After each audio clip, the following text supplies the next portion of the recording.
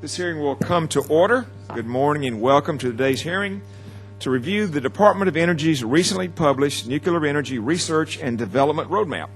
I look forward to learning from the witnesses how this policy framework will shape federal RD&D policy for nuclear technologies. I would like to welcome our expert panelists who will discuss and evaluate the four main objectives highlighted in the roadmap and help us to understand how innovation in nuclear energy can affect our national energy portfolio, our economic competitiveness, and our national security. As I've said before, I am a supporter of nuclear power as I believe it is a part of the solution to challenges of our energy independence and climate change.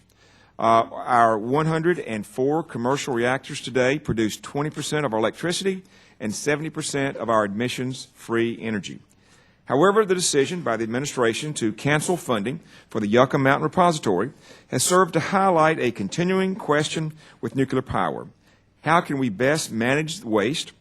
Furthermore, as capital costs continue to rise for construction of new plants, the future of the U.S. domestic industry that in the 1970s seemed so promising now appears wholly dependent on loan guarantees, subsidies, and is losing pace to foreign powers pursuing advanced nuclear technology. The roadmap at issue in today's hearings proposes solutions to these and other problems affecting the nuclear power. It outlines four R&D objectives. First, to establish solutions that can improve reliability and safety for the current fleet of reactors and extend their life expectancy. Second, advance reactor technology to both improve affordability and performance. Third, develop sustainable and efficient nuclear fuel cycles. And fourth, understand and minimize the risk of proliferation and terrorism. This hearing is a continuation in a series of discussions on nuclear power that will culminate in the committee moving R&D legislation later this year. I'm hopeful that today's panelists will shed some light on the best path forward for our research and development and strategy. And I want to again thank this very talented multiple panels for being here today. Let me also give a quick apology. I'm going to have to watch part of this on our award-winning website later on this afternoon. We have a suspension that's on the floor now. I need to go attend to that. And for my Republican members that are here, it is the America Competes Act that we're bringing up on suspension. I got the message, and it's being reduced from a 5-year to a 3-year authorization. The funding authorization will also be reduced by 50% from what we voted for. Wasn't that my amendment when we? Well, that's why didn't I say I got the? That's why I got the message. I wish I had gotten it earlier. But I may be slow, but I'm not completely without some bit of understanding. So we have done that, and you'll be pleased to know that those individuals that are watching pornography on federal systems will be punished, and that no child molesters will be eligible for any of these funding. So hopefully we have covered the concerns. And so I'm going to yield to my friend from California, Mr. Robacher, who I used to be his ranking member when we both, when he chaired and I was the ranking member of the Space and Aeronautics Committee, a chairman that dealt with me very fairly. And I will ask Subcommittee Chairman Dr. Baird, I think I remember you, to take over. I hope to be back with you later. Please, witnesses, this is a very important issue. There's a lot going on this morning, and so the lack of attendance here, and certainly my temporary lapse, does not diminish the importance of this issue.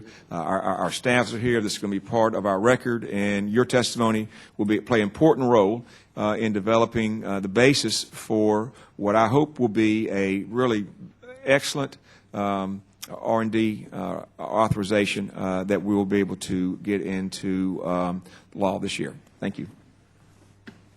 And I recognize Mr. Robacher. Thank you very much, Mr. Chairman. I would wish you good luck on the floor, but we'll wait and see. This following statement is a statement by a ranking member Ralph Hall, who is also on the floor right now to be involved with the debate on the Competes Act. I will be adding a few thoughts of my own, but this is basically Chairman Hall's opening statement. And also would like to welcome Mr. Baird to the chairman's seat on this issue. I know that he can do a great job because he's very well known and respected for his understanding of this particular issue, as well as others, I might add. So, Mr. Baird, thank you for holding this hearing, and thank you to our chairman as well for holding this hearing today on nuclear energy R&D.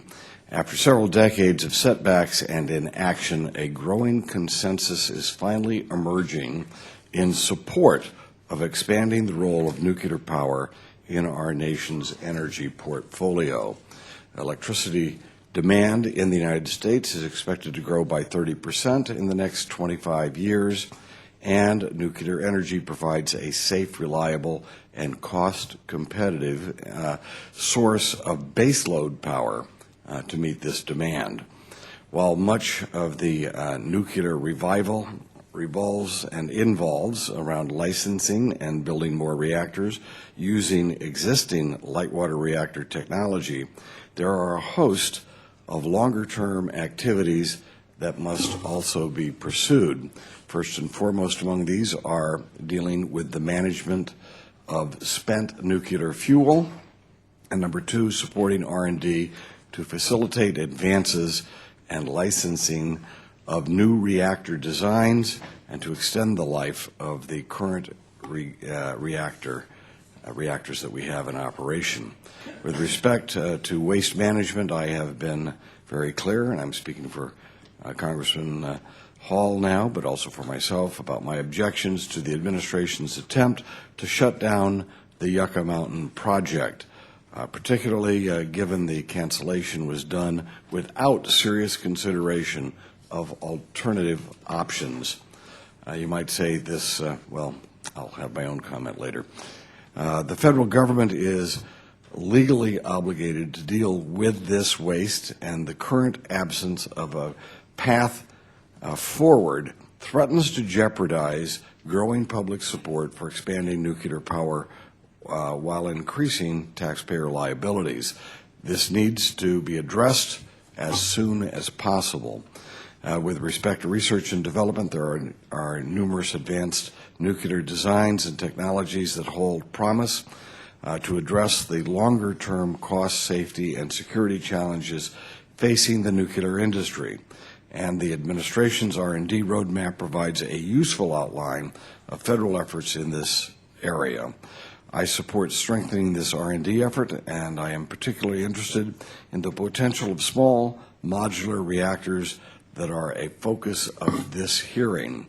I look forward, and this is Ranking Member Hall, I look forward to working with the chairman, Mr. Gordon, as we consider crafting nuclear energy R&D legislation later this year, and I thank him for assembling this excellent panel of witnesses today. That's the statement from Mr. Hall. I'd add a few thoughts of my own, and that is I believe that it has been an historic disservice to the American people that we have not used nuclear energy to the degree that we could have in these last few decades to provide the energy for the American people. By not moving forward on nuclear energy, we have spent perhaps $1 trillion overseas for oil and other energy sources that didn't need to be spent. And when one looks at the serious nature of our economy today, I think we can trace it back to this type of nonsensical policy making in Washington. And let us remember that this is a result of a scare tactic that happened after 3 Mile Island that frightened the American people away from this incredibly positive alternative that we had to sending all of our money overseas. And also, it was not only was it economically important to do that, but it was also environmentally important.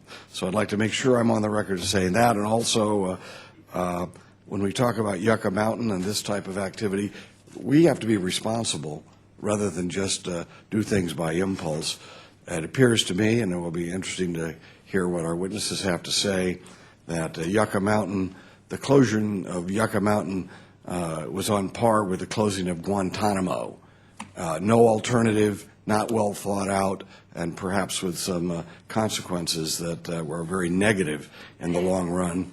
And finally, Mr. Hall, Ranking Member Hall, talked about the small modular nuclear plants. I would like to, I'm anxious to hear from the witnesses what they have to say about the roadmap in the future, whether we're going to be relying on old technology.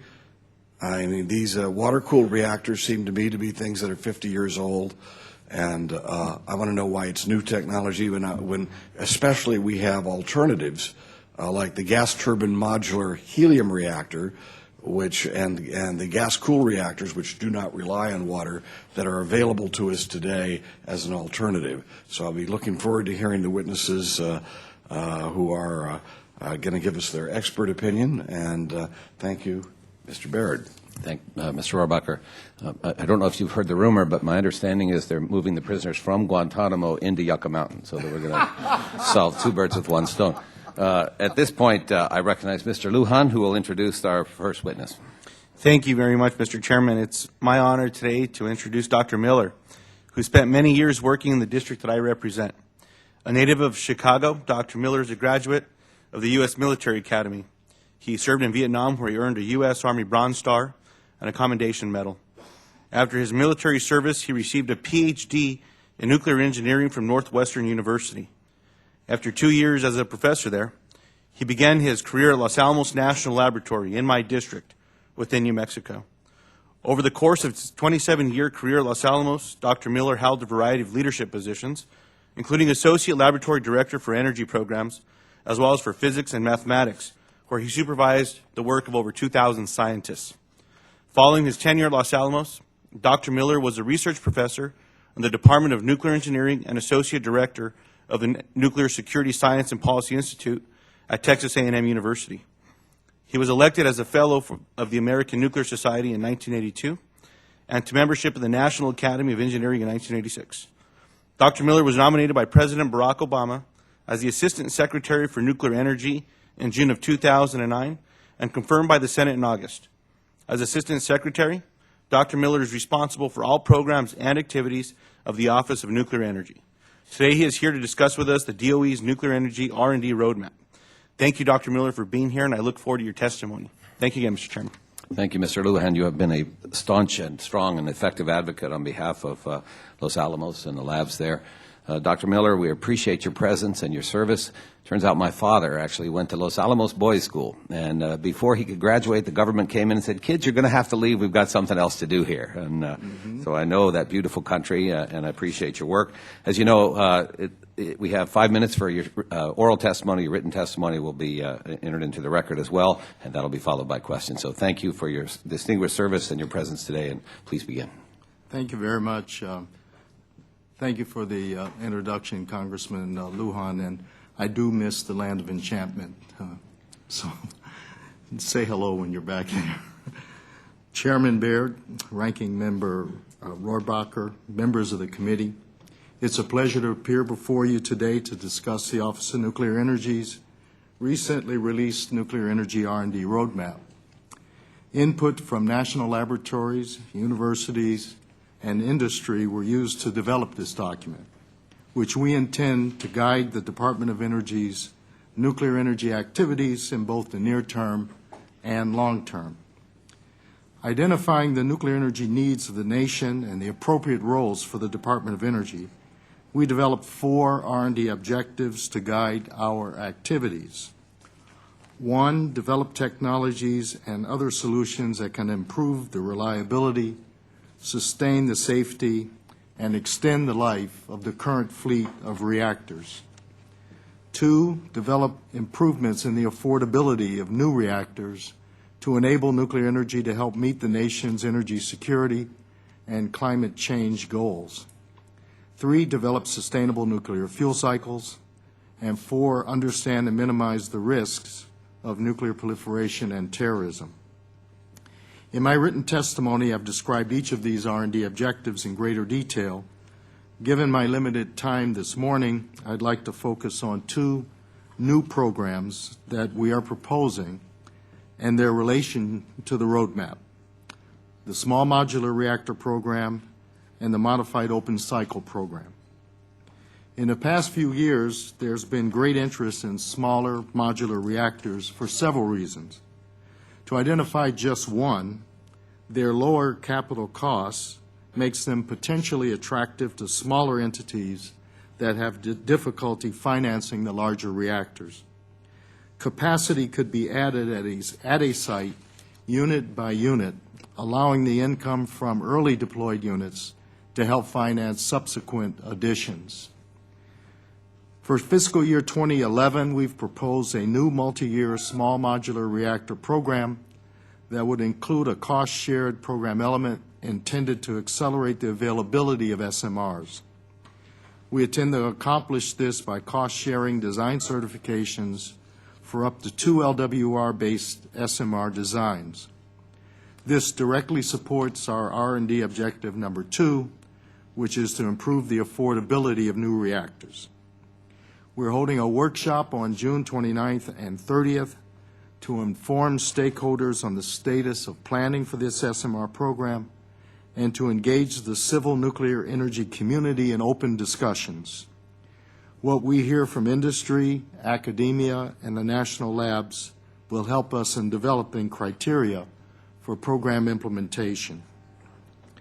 As I mentioned earlier, R&D objective number 3 is to enable sustainable fuel cycles, which are defined to be those that improve uranium resource utilization, minimize waste generation, improve safety, and limit proliferation risk. The United States currently operates on a once-through strategy, where used nuclear fuel is not recycled after leaving the reactors.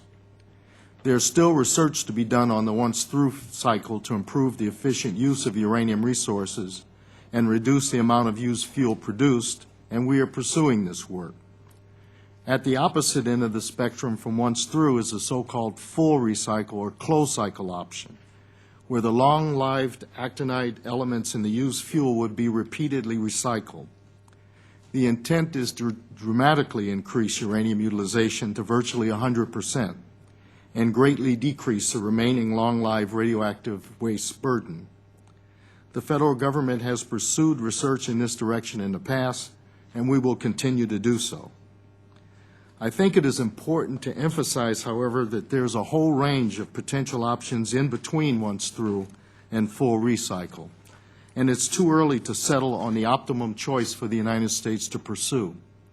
Since dry cask storage of used fuel has been deemed to be safe and secure for many decades, there's no need to rush to commercial-scale deployment, and we have time to understand the options.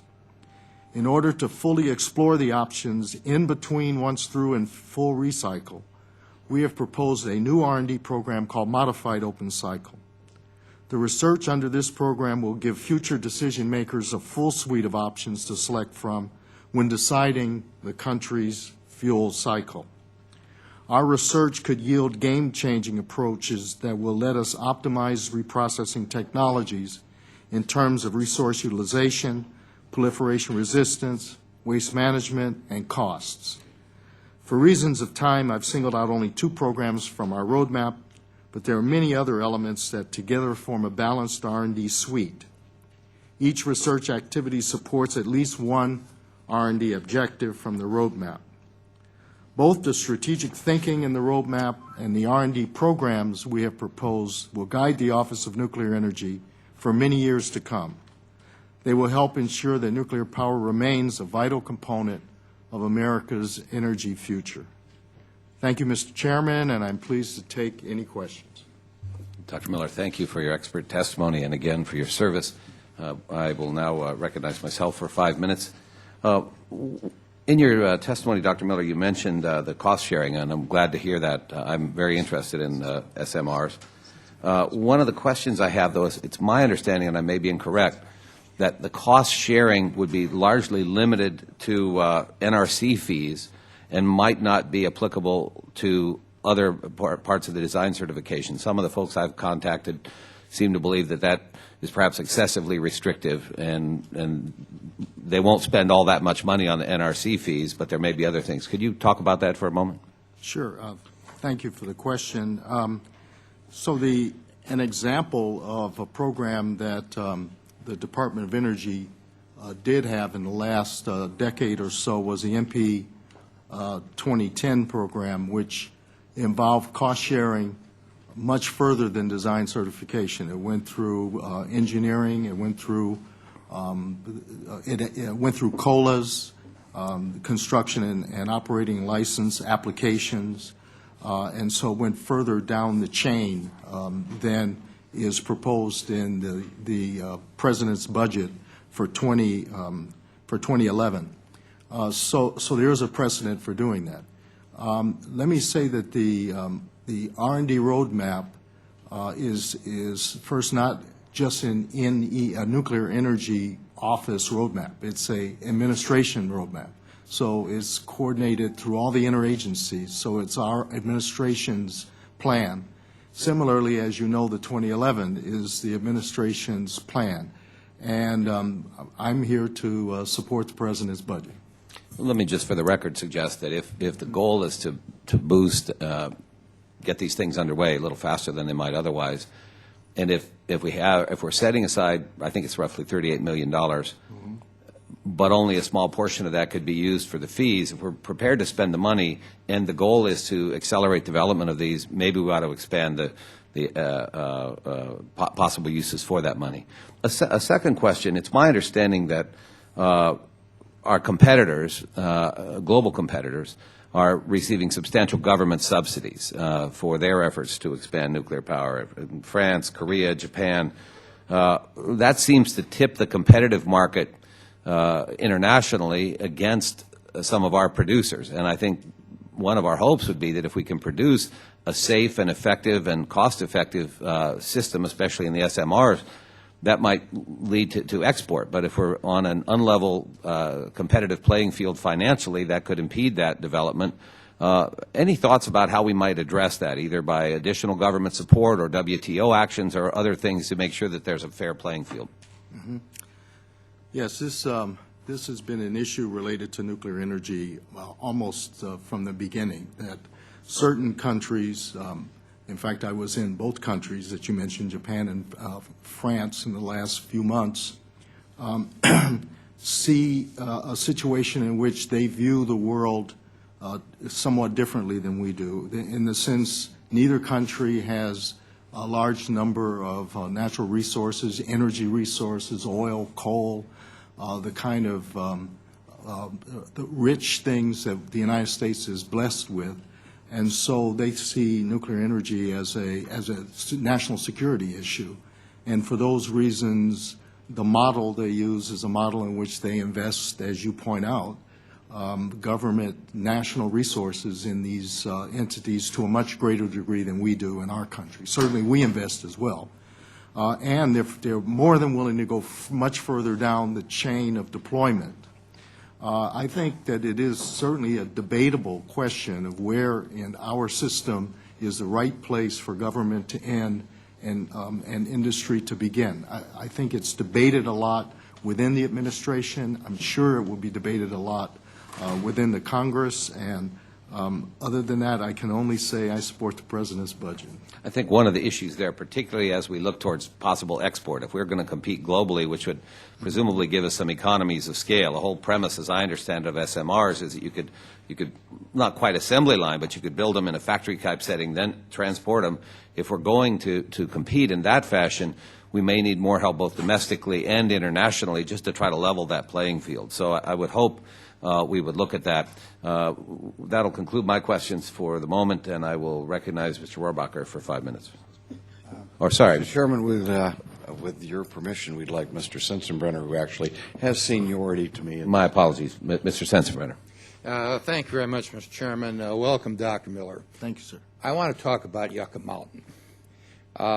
We've invested billions of dollars in Yucca Mountain, and it's been found to be safe. And now this administration has taken that option off the table and wants to start from scratch. It's taken a long time to reach this point on Yucca Mountain, and the Department of Energy has given us no assurances that a new form of storage will be found within the next 30 years without more money being wasted. Now, I want to ask a question specifically about Secretary Chu's motion to withdraw the license application with prejudice. And does this mean that if this motion is granted, Yucca Mountain will never even be considered for the storage of nuclear waste? So, All I need is a yes or no answer on that. well, unfortunately, I don't know what the legal implication is with prejudice, but we can get back. I'm a lawyer. Oh. I haven't practiced recently, but the legal implication with prejudice means is that there can never be a license application submitted again for storing nuclear waste in Yucca Mountain. Now, I want to know what justification there was made to file the application or to dismiss the motion with, or the motion to dismiss the application with prejudice. So that means that we can never even consider Yucca Mountain in the future. Congressman, I understand the concern. Let me just say, under advice from General Counsel, the Secretary made that decision. I don't have any more, any other way to give you any more information. Well, a lawyer's ethical obligation is to attempt to minimize the financial exposure of his client, in this case the United States government, to a decision that is made. Now, we've already spent about $10 billion out of the $30 billion collected through the Nuclear Waste Fund studying the site and preparing the application. And it's estimated that the federal government's liability is now about $12.3 billion and will grow annually by about $500 million. Aren't you a little concerned, given that liability, that your general counsel isn't doing the right thing? Well, first of all, again, Congressman, I'm going to have to give it to you the best I know. I'm in NE, not in RW. But so from the best I know, the liability is associated with taking title to the used fuel, not necessarily tied to the place that we place the used fuel. So it's not directly tied to Yucca Mountain. It's tied to taking title. And But so if the federal government has no place to put it, Right. Taking title means that we're going to have all this used fuel that the federal government owns and no place to put it, and that's where I see the liability is. And I've reached the conclusion that there's no economic justification to closing Yucca Mountain.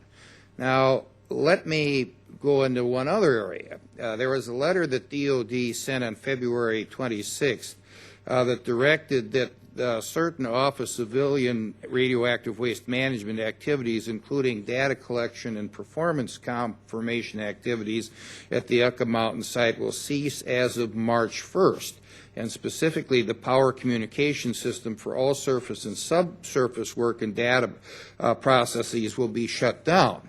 Now, if the DOE rules against, or excuse me, the NRC rules against DOE's motion to dismiss with prejudice, does this hiatus in terms of collecting this data mean that even if you go and lose before the NRC, you can't put nuclear waste in Yucca Mountain because we don't have the data?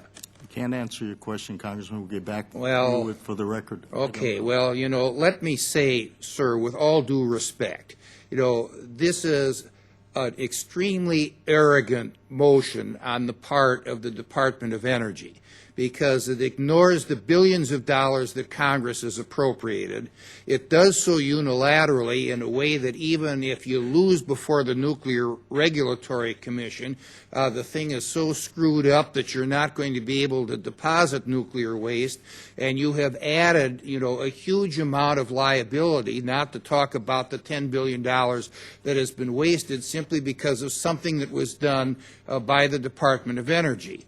Now, the last question I have is, did either the President or Secretary Chu promise Senator Reid that Yucca Mountain would be shut down? I do not know. Okay.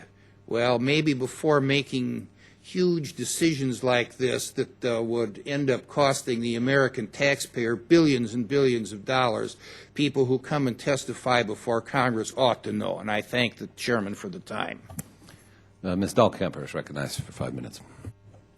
Thank you, Mr. Chairman, and thank you, Dr. Miller. I appreciate you being here today. I wanted to ask you about the issue of the supply of uranium. Mm-hmm. There has been some issues raised in testimony being brought before the committee that that the supply issue is something we need to discuss. So what are the most current estimates on how much uranium is available for nuclear reactors, and how long is it estimated that supply will reasonably be there for us to use? Mm-hmm. Okay, so there are quite a few studies about the uranium resource, and most estimates would argue with reasonable projections of the growth of nuclear energy throughout the world that there's sufficient uranium resource at reasonable prices, meaning close to today's prices, that would last until throughout the rest of this century. Now, there's lots of caveats on that. One is as resources become more difficult to extract, what tends to happen is technology develops to allow you to extract those as the price goes up. Then technology develops, and then you're able to extract from different types of mineral deposits, and the price starts going down, and then it's really hard to estimate these things. And one other thing I wanted to mention is that the Japanese, while I was in Japan, I got a chance to get a briefing on the Japanese research on uranium extraction from seawater, and their estimate is it's about 3 to 5 times more expensive than present extraction methodologies. If that could be reduced by quite a bit, then it's a whole new ball game. Then you're really talking huge amounts of uranium. So it's a very difficult issue, but I don't think most of us believe uranium resource will stop the development of nuclear energy. Can you maybe address the link then? So you're saying there is really no concern with the supply, that the supply is there I don't think as the thirst for energy increases globally, and we look at obviously more nuclear energy being produced not only here but across the globe. In addition, there's also the thorium possibility. Thorium is actually more prevalent in the crust than uranium is worldwide. There's also the possibility of breeding, of breeder reactors that would use much more of the uranium, as I mentioned before. My personal opinion is that uranium resource will not be a showstopper for nuclear energy. Thorium isn't currently used in any process. Thorium is only used in an experimental and a research way, but in theory it could be used for reactors, and I think the country that's leading the research effort is India, actually, which has large amounts of thorium, and so they're very interested in it. Can maybe you address the link with the supply issue, if there is none, or if there is, with the need to reprocess, and where you see that as maybe extending even further out the life of using uranium? Yes. With the current available technology, obviously. Yes. Presently, the once-through fuel cycle that's used largely, well, it's used exclusively worldwide, the uranium utilization is only 0.6%. So that means of the uranium that's mined, we actually fission only 0.6%, because in the enrichment process we have all these tails left in the enrichment process, and then the used fuel has all this uranium left in the used fuel. And so there are maybe the price of uranium or the resource isn't a driver that much, but what is there's a certain environmental stewardship responsibility that if we have a natural resource and we're using 0.6%, throwing the rest of it away, that doesn't fit well in our own view of what's responsible.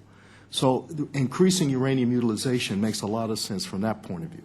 The second point of view makes a lot of sense is the back end of the fuel cycle.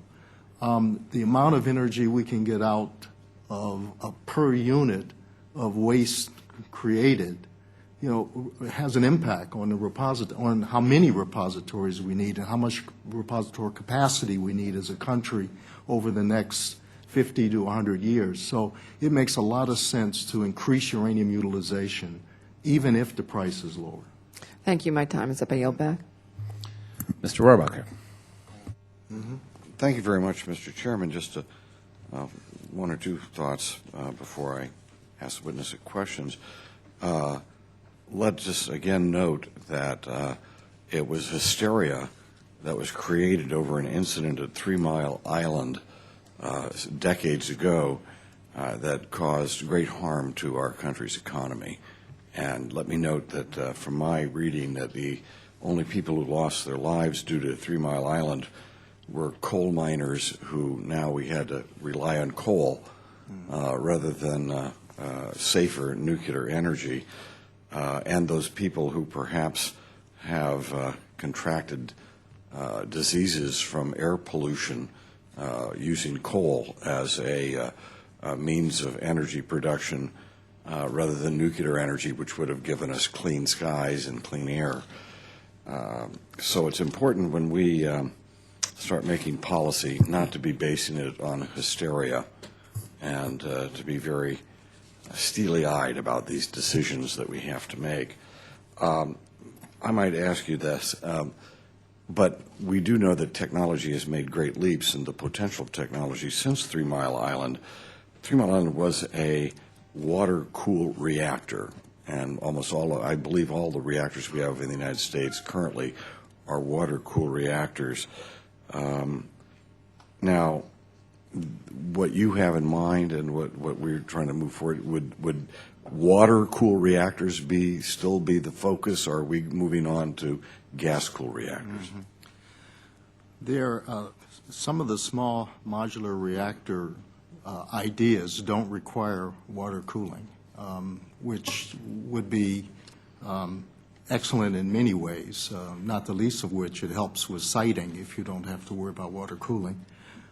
In addition, the high-temperature gas reactor program, the flagship of which would be NGNP, is a helium gas-cooled reactor.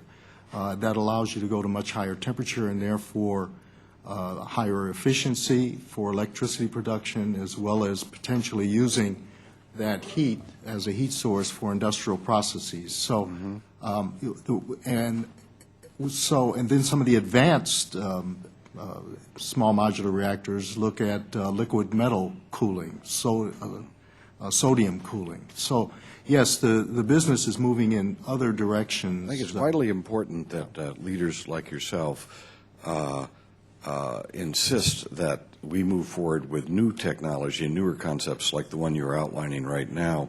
There is a weakness in our system, and the weakness in our system is that people who make money from what they have right now, and they will fight change in order to make money from what they already have in their hands. And it's up to us to overcome that flaw in the capitalist system. And I think your point about only utilizing 0.6% of the actual power that you can get from uranium, our current systems only get, so it's less than 1% effectiveness.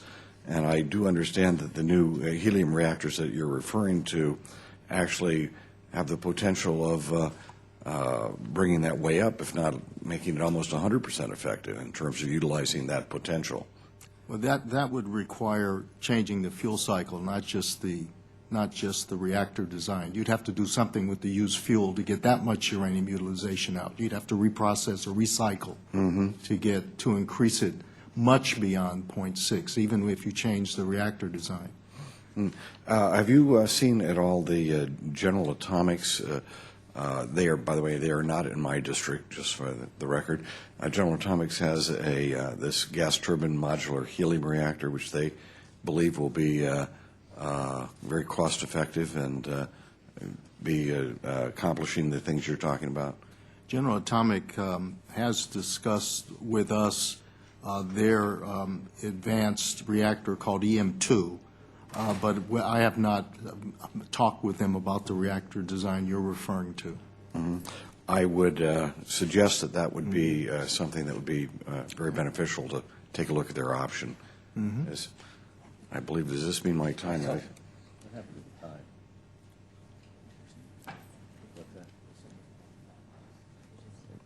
The clock has blacked out. The clock is black. Does that mean I have unlimited time? Heaven forbid. Thank you, Mr. Chairman. Thank you, Mr. Rohrabacher. Mr. Lujan is recognized. Thank you very much, Mr. Chairman. And Dr. Miller, I'm just going to jump right into it as well. I think that there's been a lot of conversation and some areas of interest to myself as well, namely around the reprocessing, recycling aspect of what we're talking about. And the report outlines it in a few areas. I'll just point to the page numbers quickly. Page 22, where it talks about R&D topics for enabling new builds. My question along that lines, Dr. Miller, and I'm just going to put a few out there, and that way you can touch on them. As we talk about new builds, shouldn't we be talking about the closed cycle associated with new builds, incorporating aspects of the recycling so that it's on location in the same position, eliminating the need for even transportation of any of the spent fuel, so that way it's able to be integrated into the system there, which is something we should consider including.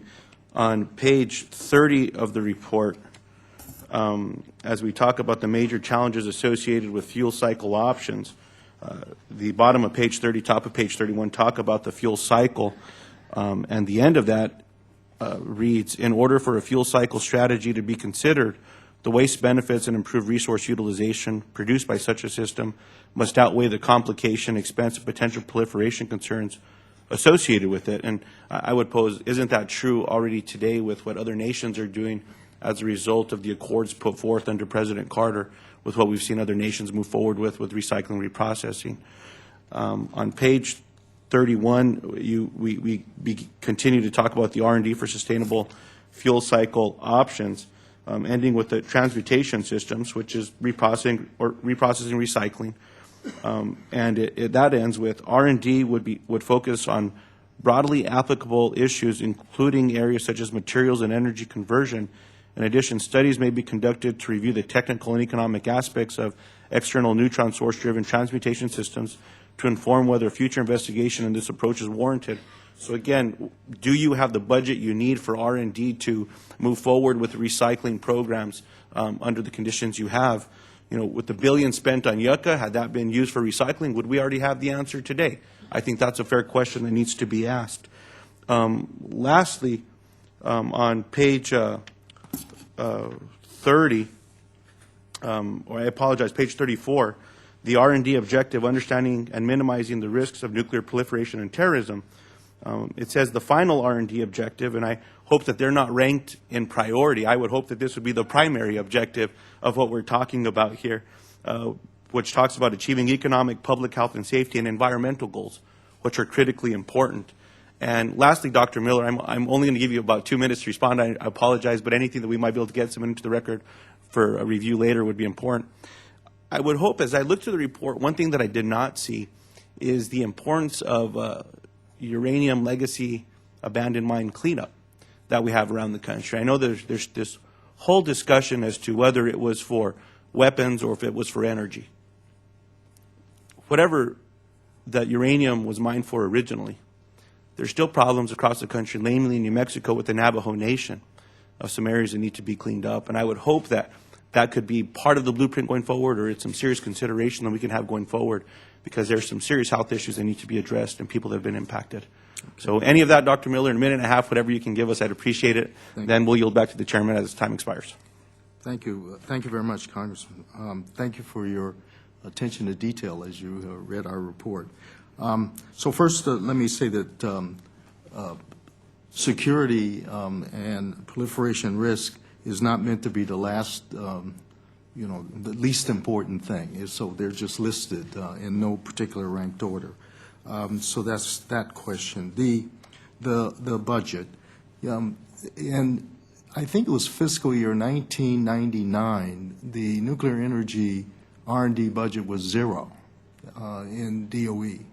And it has gradually, over the last 20 years or so, 10 years, 1999, 10 years or so, it's come up to a reasonable level of counting the infrastructure support for Idaho National Laboratory and other places. It's not $900 million. Now, I feel that that we're going to have to make choices. We're going to have to establish priorities as we move forward. And so part of our plan is to do down selects, and we're going to have to explore a wide range and then say, look, these are the most promising. We can't pursue those. We have to make choices of what we're going to be able to do within that framework of that budget. Thank you, Dr. Miller. And as time has expired, look forward to further conversations on this. Mr. Chairman, I would just close with saying that I think that it's important that as we look at what's being talked about with energy generation, that there's a waste issue that needs to be addressed as well. And I certainly hope that we can use the brightest minds that we have in the world right here in this great nation of ours to solve this problem. When the Manhattan Project was moved forward, they did this in a short period of time at the direction of Congress, support from the President, and they made something happen. Some things that still are concerned to many of us, but nonetheless made something happen. And I think this is an area as well, with the direction and support from Congress, that we could see some action in this area. Thank you. Living downriver from Hanford Nuclear Reservation, I share that concern. Mr. Smith. Thank you, Mr. Chairman. Thank you, Dr. Miller. I was wondering if you could help paint a picture of our uranium supply, some numbers, import, export, how we're doing in that arena. Okay, so uranium supply from everything I've read about estimates of resources are sufficient to supply nuclear power in the world, especially if one assumes uranium is a commodity to be bought and sold in the free market. I only say that as I mentioned earlier, there are some countries that view uranium as a national security issue, that if we don't have uranium in our borders, then we have to do something about that. And that's certainly true, well, I won't mention the particular countries, but that's true of some countries. In our country, we view it as a commodity to be bought and sold on the free market. And right now, uranium is selling for reasonably low level, about $40 per pound of U3O8. I think that what happens is when easily mined uranium starts getting scarce, the price goes up, and then we develop new technologies to look at new ore bodies, and then the price starts to come down again. So I don't believe uranium supply is an issue. What percent do we import? I don't have that number with me. I'll have to get it to you. Okay. I don't know. Do you have any concerns about how reliant we are, perhaps, on importing uranium? It's my understanding that the uranium that we import comes from countries like Canada and Australia, which are countries that we in general don't have national security or supply security problems with. And we also have our own uranium resource here in the United States. So, and we have a lot of uranium in reserve, as a matter of fact, in the form of depleted uranium. So I guess I don't feel concerned about uranium supply. Okay, thank you. I do want to just add that I'm encouraged by some of the advancements politically, unfortunately, of nuclear power and the advocacy. I'm still concerned, though, that there are too many politics involved with some of these issues. So I hope that you can work with us to move forward on nuclear power and the opportunity to build our energy supply so we can create jobs and more opportunity for Americans. Thank you, Mr. Chairman. Thank you. Ms. Cosmas. Thank you very much, and thank you for being here. Like the others, I have mixed feelings, obviously, but mostly I look forward to what I know we can do well in this country, which is to take advantage of the scientific knowledge that we have to produce energy through nuclear opportunities. What my concern with my limited amount of scientific knowledge, of course, relates back to the sustainable fuel cycles that you referred to, and specifically you talked about the options that range between once through and full recycling, and how many different ways you might be able to accomplish the goal. I guess my questions would go to the full recycling specifically. Is it being done anywhere in the world, and if so, do we have access to that knowledge? And if not, how far along would you say we are in the development of an opportunity to repeatedly recycle rather than dispose of the product? So the first question is anyone actually implementing full recycle? I think it's fair to say that there are two major countries that have decided full recycle is part of their policy, but they haven't fully implemented it because they don't have a commercial fast reactor yet, which is key to having and implementing a full recycle. But those countries are Japan and France, both of which hope to and plan to implement commercial scale fast reactors. So I would say that no country has implemented it, but several countries have planned to implement it and are on the way to implementing it. So then the second question is, would we have access?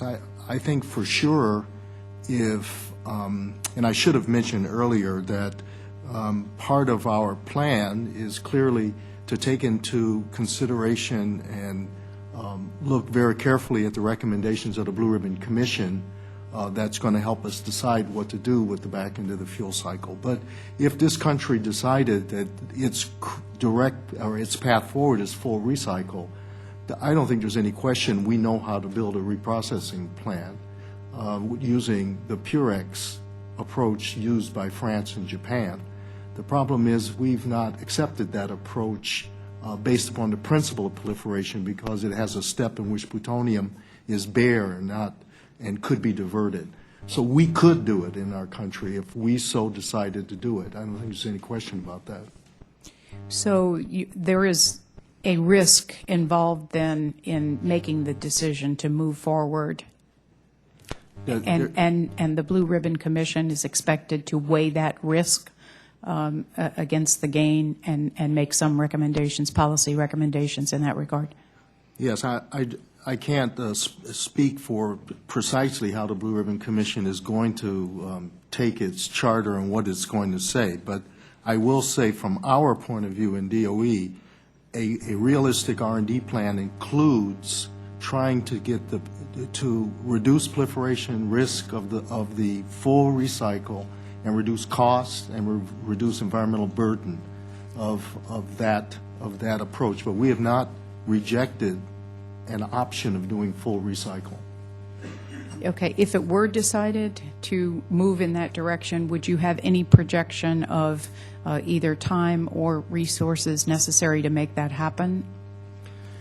So in our plan, what we would attempt to do is to go beyond the Purex approach, look at other approaches, one of which has made a lot of progress, called pyroprocessing. But there are other kinds of approaches that we would look at, and we would attempt, again, to come up with ways that are improved. And I would say that we could implement it certainly over the next, let's say, 20 to 30 years. We could certainly implement full recycle if we decided to do it now. And the costs generally? Most cost estimates would say that full recycle is considerably more expensive than once through. Having said that, it's hard to take into account how many repositories we'd need and what the cost of repositories would be. If you implemented full recycle, the hope would be you'd need many fewer geologic repositories. So there needs to be system studies that we're carrying out that compare these things with what we call modified open cycle, that tries and take into account the cost, the waste burden, the proliferation risk, all of these things to make suggestions as to what the nation ought to do in its future decisions. Okay, thank you very much. I yield back. Ms. Biggert. Thank you, Mr. Chairman. Dr. Miller, when I first came to Congress, we were looking at the electrometallurgical process, and that was at Argonne National Lab. And the first year that I was here, the program was cut by $20 million. So I felt like I had the 800-pound gorilla on my back and got the funding back. And we've been moving since then. We've had, in 2005, I think we wanted the systems analysis on the reprocessing. You know, we have 6 reprocessing plants in this country that were shut down before they even opened, and you know they're now used for storage in most part. But it's very frustrating that we haven't moved with the recycling as fast as I think we should. And you're talking about another 20, 30 years. I mean, that really is discouraging. Maybe with the some of the modeling and things that we'll be able to move a lot faster and at lesser expense. But I'm sorry I can't be here for all of this because I have a markup. But I did want to ask you about small modulars, and as we heard from or as I was told, your exchange with Mr. Rohrbacher, there are several types of small modular technologies out there in the market, and all of the different designs each have various production capacities outside the range defined in the Atomic Energy Act, either because some designs are smaller than the 100 megawatts or larger than 300 megawatts. At this early stage of development, do you believe that more study should be given to the production capacity of smaller modular reactors, and if that capacity limit needs to be adjusted to reflect the diversity of technology in the market? Certainly, I believe we ought to look at what the market penetration could be for small modular reactors. And I'm sure my colleagues in the private sector who are advocating certain designs have looked very carefully at the business case associated with it. Now, they haven't shared, some of that is probably proprietary information, they haven't shared it with us, but I think it's certainly appropriate as we begin our SMR program, hopefully if it gets funded in fiscal year 2011, that we also, with our systems people within the national laboratories, take a look at what the issues are related to market penetration. Okay. Yeah. Well, you note in your testimony that the department is increasingly using modeling and simulation to predict reactor performance and assess new technologies. And how will this effort leverage or complement actual experimentation, and how might it reduce or eliminate the need for expensive demonstration or otherwise assist the NRC licensing process? Mm-hmm. So there's a couple of comments I could make. We have the most progress, I think, in fuels designs, in modeling the performance of fuels. And I think we have the promise of being able to significantly accelerate the amount of time it takes to develop a new fuel. I mean, new fuels are really important if you get more burn up for even in existing reactors. For fresh fuel, the more burn up you get, the better off you are from the point of view of uranium utilization efficiency. A whole bunch of reasons it's a good thing to do. And I think we've done a really good job of understanding with high performance computing how these fuels operate, and I think it's going to really help us in the future. And there are other examples that relate to the Modeling and Simulation Hub that was funded in fiscal year 10 that we hope to soon announce a winner for. There, we would do a full reactor design with advanced modeling tools that would be validated with experiments. So I think we're really moving out in the computational arena, and it's quite heartening to me to see it happen. Great. Thank you. Yield back. Mr. Davis. Mr. Chairman, thank you very much, and certainly, Dr. Miller, thank you for being here today as well and giving the testimony you have and taking questions from those of us who serve unique congressional districts, very similar and somewhat very different in the different areas of the country that we serve. And I live in an area that Tennessee Valley Authority, the TVA, was established in the 30s, provides the generation of electricity that folks who live in my district are able to flip a switch and have a certainty that that light bulb's going to come on unless the element in it is shot, and so they have to replace that from time to time. The Atomic Energy Commission from the 40s and 50s and 60s, 70s, basically was the agency that oversaw the development of nuclear energy. Obviously, the weapons was a main thrust with the Manhattan Project, and then we started moving more and more toward energy from the nuclear sources. Through the 70s, we actually licensed close to 100 nuclear reactors that were built from 75 basically to 85 that provides today roughly 20% of the nuclear of the energy that is produced, electricity produced in this country. 3 Mile Island did change things in the minds, in our commitment, and our focus to becoming more and more energy independent.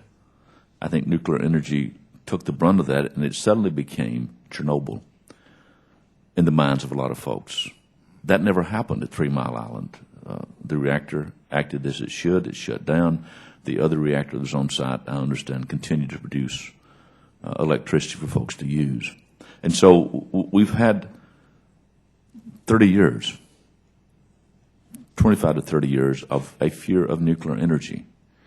We suddenly realize when you drive by places like Kingston, Tennessee, and see an ash spill that there are difficulties with other types of generating electricity as well. I'm excited about this administration and the commitment that has been focused on, again, looking at nuclear energy as a viable source for us to become more energy independent. And for me, that does two things. It gives us economic security, and it gives us national security that we don't have today as a result of our dependence on foreign sources, and in many cases, foreign sources for carbon-based fuels. So I encourage you and this administration and others and members of Congress to take a serious look at nuclear energy as being that bridge that puts us into the area of economic security and so stronger national security. It's the question I have to you, and I'm hearing a lot about the small nuclear reactors that might be instead of 1,200 megawatts, 100, 125 megawatts. They'll be easy to locate. They can be basically the size of a boxcar. They can be moved from place to from the place of where they're being built. But it also does something else. It creates jobs in America. I don't think there's any country in the world that if they're talking about a nuclear reactor, if they had the choice to buy it from America, they would buy it from us. So we have to move more rapidly in that direction. I hear folks say it may take 15 or 20 years to get a small nuclear reactor approved and licensed. We can't wait that long. So how do we expedite the licensing requirements to be sure that we have a safe small nuclear reactor that we can use in our nation and export to other countries throughout the world? How do we expedite that? Okay, thank you, Congressman. So let me begin by saying I sure hope it doesn't take 15 or 20 years. We, in our fiscal year 2011 budget, have a program, half of which, $20 million, is directed toward LWR SMRs. And in there, the approach we've taken is to do a cost share with industry up to 2 plants and up to design certification. Now, as I said in my opening comments, we're going to have a workshop in June, at which we're going to hear from our industry colleagues. And I'm sure if I would guess correctly, I'm sure they'll tell me that that's not enough, that we should do more. We'll certainly listen to that. We'll certainly take it back. But at this point, as I've had to say several times, I support the President's budget. We have national labs all across this nation. One is in Oak Ridge. Other areas. Wouldn't it be a responsible move for this nation on the facilities that we occupy today to actually build a small nuclear reactor and let that be the source of energy that we use at our national labs or our reservations? There are several exciting ideas, Congressman, out there of how one might, or ideas of bringing together the right companies, like, for example, TVA and B&W, to bring a consortium together to do just as you described. There's ideas of doing a similar thing in Washington near the Hanford Reservation. There are ideas within the Department of Defense of using small modular reactors for base power.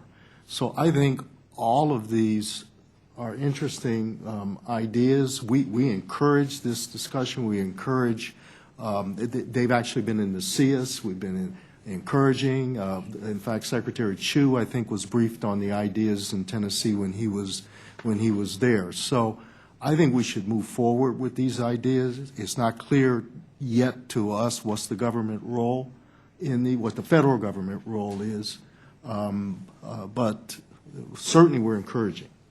I think it's time to fish. We've been cutting bait long enough. Let's move forward with it. Thank you. I have just one. We want to make sure we have time for the next panel. I have just one question, and that has to do with the economics of nuclear power. There's been a lot said about it was 3 Mile Island or Chernobyl that caused a decline in nuclear power. Coming from a state that had the Washington Public Power Supply System, it did not fail because of those accidents. It failed because of the financing. And the largest public bond default in the history of the country at that time, because nuclear power simply was not cost competitive. Yeah. My understanding is even now, even as we look at the light water reactors, their cost competitiveness relative to, say, coal depends fairly significantly on the price on carbon. Is that your understanding, Dr. Miller? So first of all, let me say that we are proposing $54 billion worth of loan guarantees to try to help the first movers get going and get them out there. But eventually, they've got to stand on their own. The federal government can't loan guarantee forever. If in fact we're competing in an environment in which there are, it's not a level playing field. We're doing standards, renewable standards. We're doing things that are encouraging the application and the commercialization of certain resources, and there's no price on carbon, and we can't get to the point of coming up with a business model like small modular reactors, and gas is $4 a million BTU. I think it's going to be a tough sled for these reactors to make it. I appreciate that. I raise it because it is fairly common on this committee and maybe in the public discourse that the greatest proponents of nuclear power are also opponents of a carbon tax. And my understanding from the McKinsey curves and elsewhere is that math doesn't pencil out. If you have a carbon tax, it makes nuclear power much more attractive, and I think that's a reasonable approach because there is a cost to carbon, and nuclear power may actually reduce that. Any other colleagues, further questions before we move to our next panel? I will refrain from refuting that last statement. I appreciate that, Mr. Rayburn. With that, Dr. Miller, thank you again for your service and your testimony. We'll proceed immediately to seat the next panel. Take just a brief moment for the staff to set up their name tags, et cetera. We'll move with alacrity here.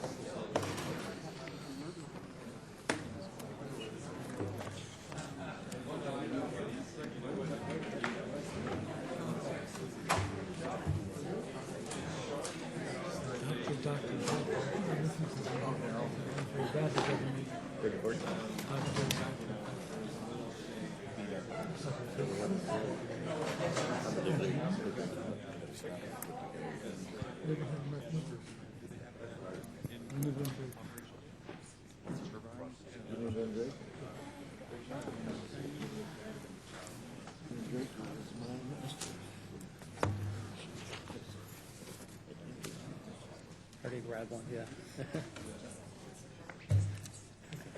Yeah, exactly. You're riveting. Or the Pete Miller with the lead car, or the pack.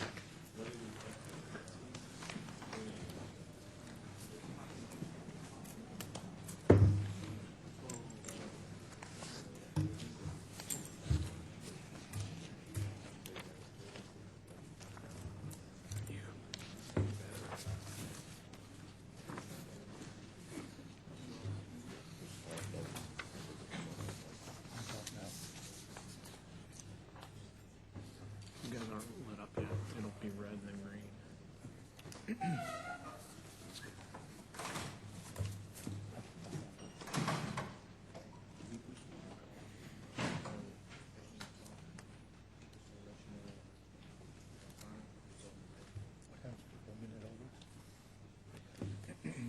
California, we do the general atomics.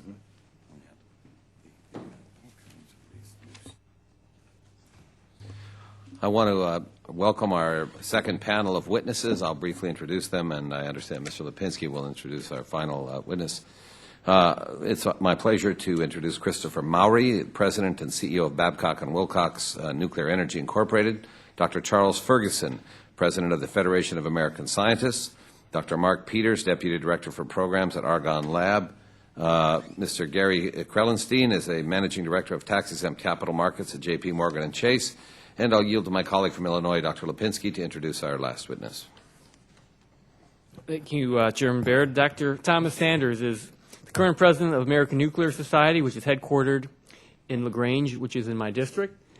The ANS is a preeminent nuclear professional society representing about 11,000 members from the private sector, national labs, and universities. Dr. Sanders is a PhD nuclear engineer, a licensed reactor operator, and a qualified electrician.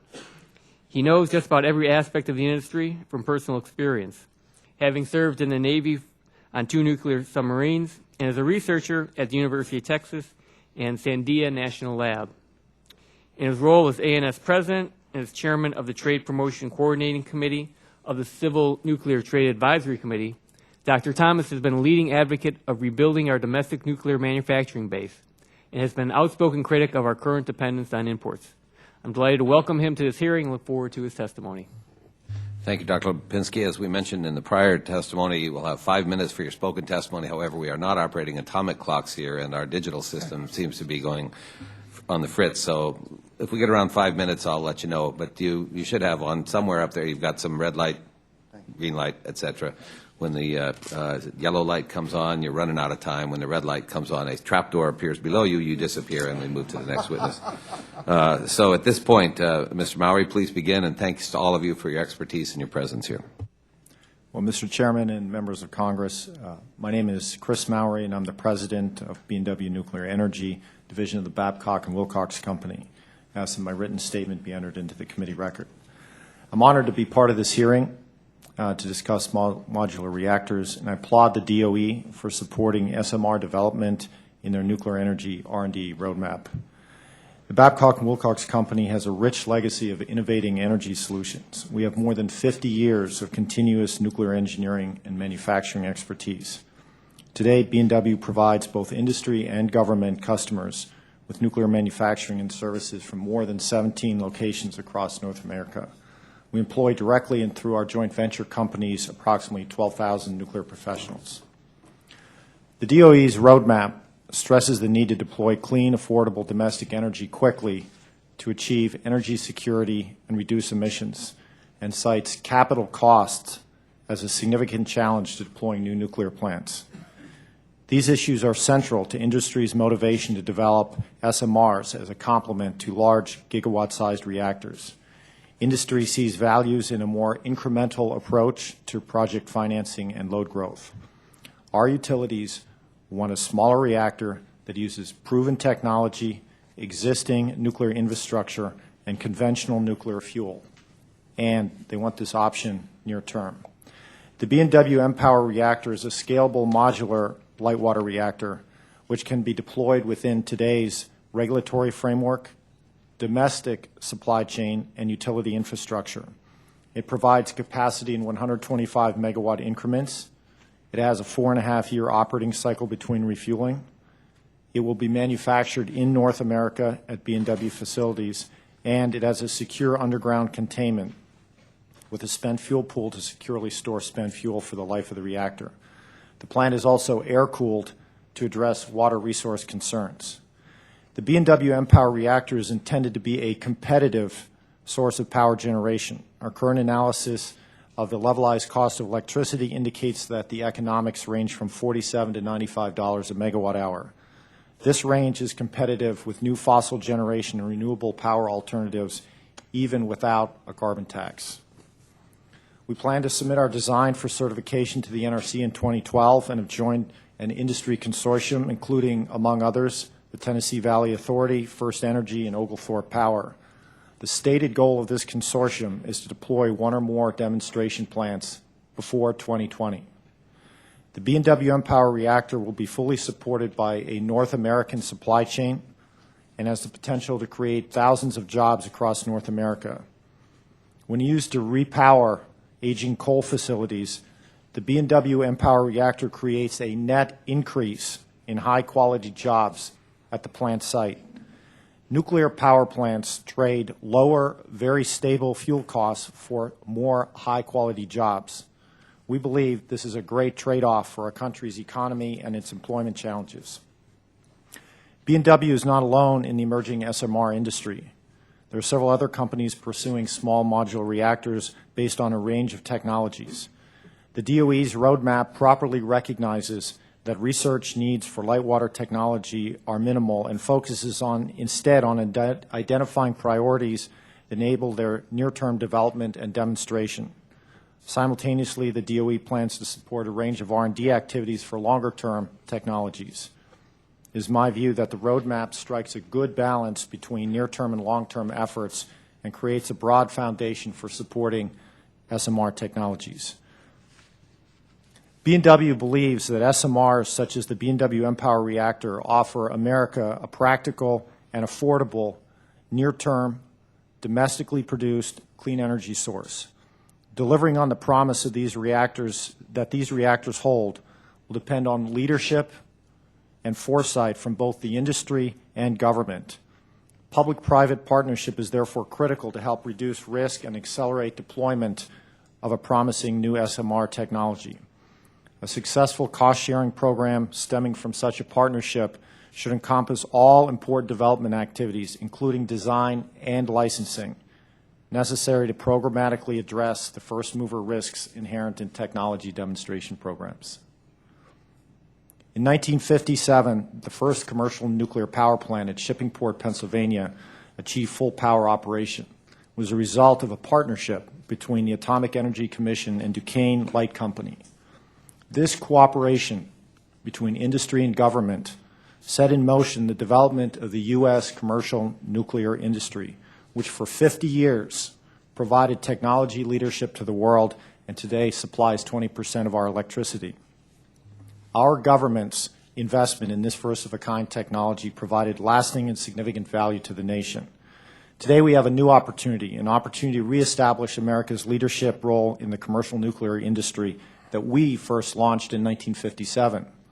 A new public-private partnership will enable the U.S. to demonstrate the promise which SMR technology holds for our industry by the end of this decade. The DOE's roadmap has created a strong foundation from which to pursue this goal, and I look forward to working with the committee on legislation to implement it. Thank you for the privilege of testifying before the committee. I'm happy to answer questions. Thank you, Mr. Mowry. Dr. Ferguson. Thank you, Thank you, Mr. Chairman and other members of the committee. Thank you for the opportunity to testify on behalf of the Department of Energy's comment on Department of Energy's roadmap. I request that my submitted written testimony be entered into the record. In my limited time, I want to focus on four issues, four themes. One, the U.S. ability to compete, issue of proliferation resistance, waste disposal, and finally, systems analysis compared to other energy sources and the various fuel cycles being considered. Other countries such as China, India, and Russia can already manufacture small to medium power reactors. The Indian reactors in particular present proliferation concerns. So the United States confronts an economic competitive disadvantage. Because the U.S. has yet to license such reactors for domestic use, it has placed itself at an additional market disadvantage. By the time the U.S. has licensed such reactors, China and India, as well as other competitors, may have established a stronghold on this emerging market. Given the differences in design philosophy among the 6 or 7 reactors, SMRs, being considered in the U.S. market, none of these designs have yet penetrated the market. It's too soon to tell which, if any, will emerge as market champions. Nonetheless, because of the early stage of development, the United States has an opportunity to state clearly the criteria for successful use of SMRs. Because of the head start of these other countries, the United States should not procrastinate and should take a leadership role in setting the standard for safe, secure, and proliferation-resistant SMRs that can compete in the market. About 12 years ago, a systems analysis was begun at Lawrence Livermore National Laboratory looking at what should be the criteria, especially in developing countries. The reactors that we would market here, the SMRs in the United States, would set an example for those in the developing world. And there are 3 issues that need to be addressed. Can we achieve reliable, safe operation with a minimum of maintenance and supporting infrastructure? Can we offer economic, competitive sources of energy that can compete with alternative energy sources available to those candidate countries and the sites that the reactors to be located? And finally, could we demonstrate significant improvements in proliferation resistance relative to existing reactor systems? And these 2 researchers, Dr. Brown and Dr. Hasberger of Lawrence Livermore, point out the currently available technologies that fail in one or more of those standards. So they put forward what you can consider kind of an ideal type of situation. One would be that we can eliminate the need for on-site refueling of the reactor, and that would minimize the risk of seizure of materials, fissile material. And secondly, they recommend finding a disposal pathway so you don't have plutonium, other fissile material lingering on site in that country. Unfortunately, because of the situation with waste disposal in the United States and other countries, no country has a repository for spent nuclear fuel or nuclear waste. There's no clear pathway to take back that material from these client countries. Nonetheless, we do have a precedent. Under the Atoms for Peace program, we supplied heavy, highly enriched research reactors, and now we've been taking that back under the Global Threat Reduction Initiative from various client states and taking it back and securing it in Oak Ridge, Tennessee. So we might be able to play off that precedent. We also need to establish market incentives for disposal of nuclear waste from these client countries. Perhaps if the fee isn't right, we could achieve public acceptance here in the United States to take back some of that fuel or find other locations, very secure locations, for those materials. And concerning a systems analysis for the DOE roadmap, I think we need to look very seriously at the economic cost of the various fuel life cycles, the once-through cycle, the modified cycle, and the closed cycle. Right now, there's economic disadvantage for the once-through recycling and for the full closed recycling methods. And considerable more work needs to be done to figure out what industry is willing to do to help share the cost, whether industry was really very supportive economically of that approach. So in closing, I would say that we really need to determine how much industry is willing to contribute to cost sharing and looking at the economic advantages of these new small modular reactors and the other systems being considered under the DOE's roadmap. Thank you. Thank you, Dr. Ferguson. Dr. Peters. Mr. Baird, Mr. Rohrbacher, and members of the committee, thank you for the opportunity to testify before you today on advanced nuclear fuel cycle research, development, and demonstration in the Department of Energy's nuclear energy roadmap. Mr. Chairman, I ask that my full written testimony be entered into the record, and I will summarize it here.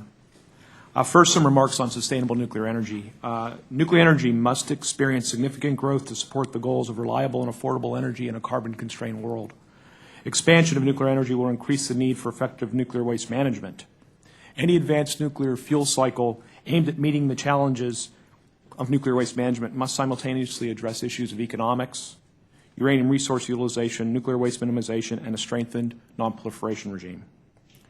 As we heard from Dr. Miller, there are really two basic nuclear fuel cycle approaches: an open or once-through fuel cycle, which is current U.S. policy, which involves treating used nuclear fuel as waste, with ultimate disposition of the material in a geologic repository.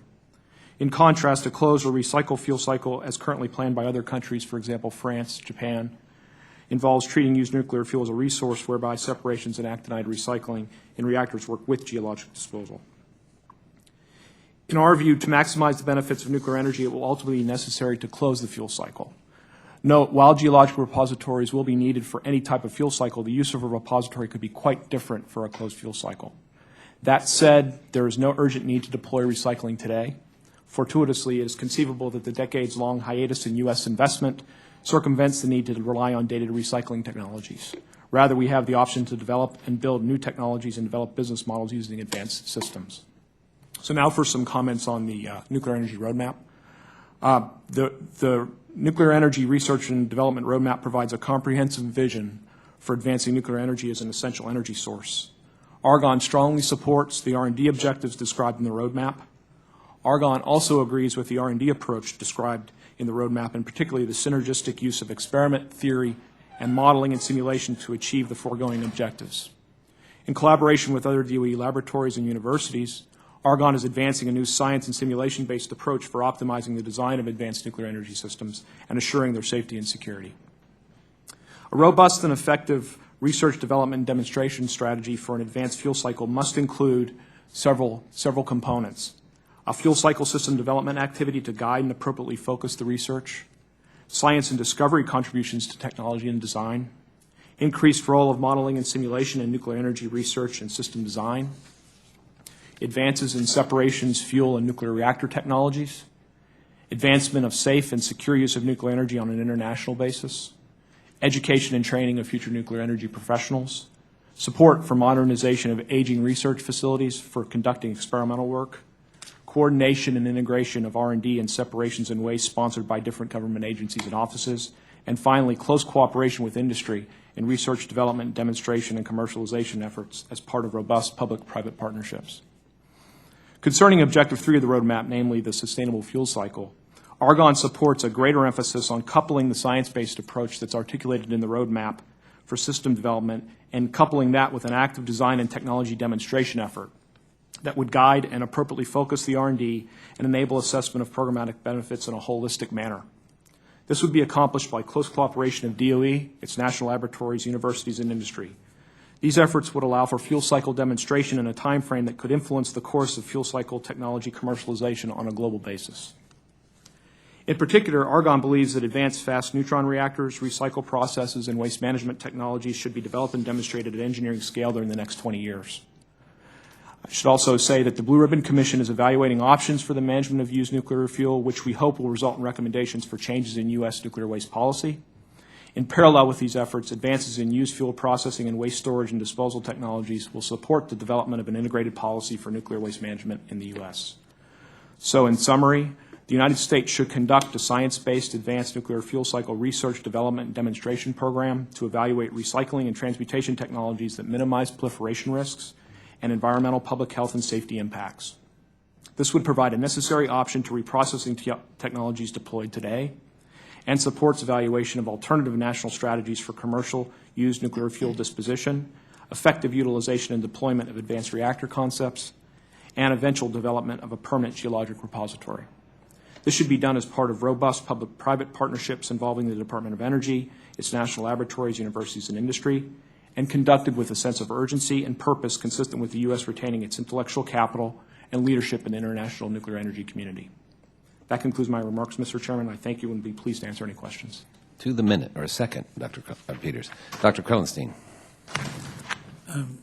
Good morning, Mr. Barrett, members of the committee. My name is Gary Krellenstein. I am a managing director in the Energy and Environmental Group at JPMorgan Chase. I appreciate the opportunity to testify today on the Department of Energy's nuclear energy research roadmap. At JPMorgan, my areas of focus are utilities, energy technologies, and project financing. I have previous experience as a utility and energy analyst at Lehman Brothers and Merrill Lynch, and have also worked as a nuclear engineer and systems analyst in private and governmental entities. JPMorgan is an industry leader in underwriting, financing, and advising electric utilities and energy companies around the world. This morning, I'm going to focus my testimony on the financial related issues associated with small modular reactors and the potential for the DOE roadmap to improve the investment fundamentals of nuclear power in the United States. The smaller size and cost of SMRs give them several distinct advantages over what I'll call conventional nuclear reactors. But let me first provide a bit of context. For many people, when they think of financing large industrial or energy facilities, they assume it will be done on a project finance where the loan is ultimately repaid by the revenue generated from the asset being financed. In practice, however, large power projects, particularly conventional nuclear plants, where the cost can be in the range of $15 billion for a twin nuclear project, usually have the financing backed by the full faith and credit of all the company's assets and net revenues, and are not secured solely by the project being financed. So what does this mean for the investment fundamentals of SMRs? Well, three things. First, the constructions of SMRs require less capital due to their size and other attributes compared to conventional nuclear plants. Second, these smaller capital requirements would allow a single company to build an SMR as opposed to the large and diverse consortiums that greatly complicate investor required diligence as well as their analysis of management structure and in what is already a complex undertaking. Third, the financing of large conventional nuclear plants requires utilities to bear significant default risk such that construction of each plant is essentially a bet-the-company event. Many utilities are not willing to finance such a project. Let me take a few moments to expand on these issues. At a practical matter, it is far easier to find buyers for $2 billion worth of securities than it is to find buyers for $15 billion worth. While that's obvious, MSR's substantially lower costs will make raising capital easier, and one would expect to provide greater comfort that sufficient investors can be found at a reasonable price. In addition, the low cost of SMRs has the potential to simplify investor analysis. The current enormous cost and very large capacity of conventional power plants requires multiple partners to come together to finance a single project. Often these partners have different creditworthiness. Any financial consortium is only as strong as its weakest members, which can raise costs for the more creditworthy participants, thus pushing up the cost of the entire project. Furthermore, the interrelationship and ability of the group to work together without discord is a major credit factor for investors and was the cause of many of the difficulties encountered in the last round of nuclear plant construction in the 70s and 80s. Related to this consortium complexity I just discussed is the default risk posed to a particular company entity and how that impacts the other participants and the project. The size of conventional reactors implies that if a project fails, so may the company. This bet-the-company reality persuades many private and public power generators to prefer other technologies that don't pose extinction risk to the company. In theory, SMRs should substantially simplify potential investor analysis as well as reducing default risk to the power companies building them. There are also capacity attributes to SMRs that make them more attractive to utility and energy companies as cost-effective means of addressing small increments in energy demand and dealing with the uncertainties associated with forecasting local energy needs. SMR's scalable size and easier siteability, particularly if located adjacent to or near an existing nuclear facility, make them a plausible alternative to building the gigawatt-sized nuclear power stations, which are currently the only option. If SMRs are validated, it should increase the ability of both utilities and investors to participate in nuclear projects. I applaud the Department of Energy for acknowledging the potential of SMRs in nuclear energy research and their development roadmap. Reduced capital requirements, expected improvements in quality control due to modular design, and potentially simpler issuer structure, therefore one instead of multiple consortium members, will be a major factor in the reduction of financial risk profile, but will probably be insufficient to overcome investor concerns associated with a new commercial reactor design. Consequently, a demonstration project will probably be needed to further mitigate investor concerns over the technological risks associated with MSRs, and I urge Congress to move forward on legislation that proposes such development. That concludes my remark, and I would be pleased to answer questions to the committee. Thank you. Thank you. Dr. Sanders. Thank you, Mr. Lipinski, for that kind introduction. Chairman Baird, Mr. Rohrabacher, and other members of the committee, I thank you for the opportunity to testify, and my written testimony is submitted for the record.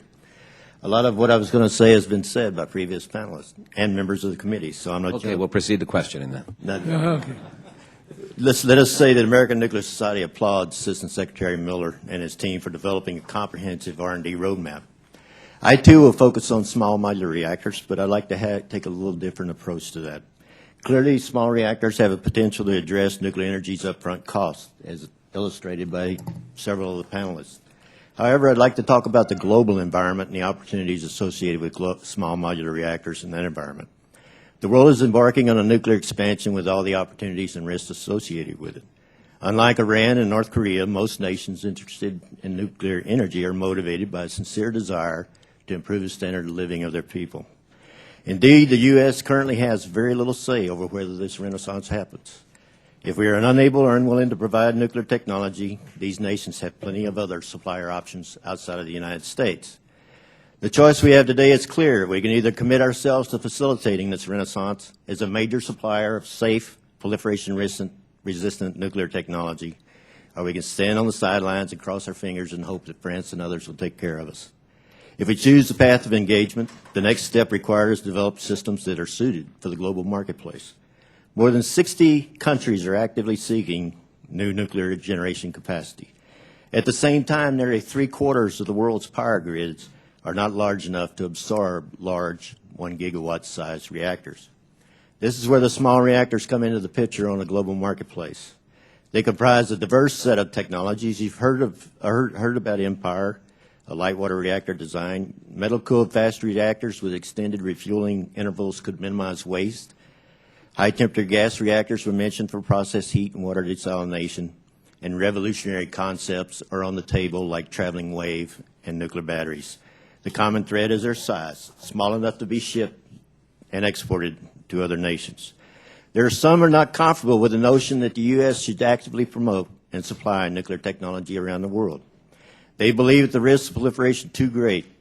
However, there's an emerging consensus in my world, in the U.S. nuclear community, that in fact the opposite is true, that a revitalized domestic nuclear manufacturing sector is a critical and necessary component to sustaining our national interest around the world. Our national security infrastructure provides us with a head start.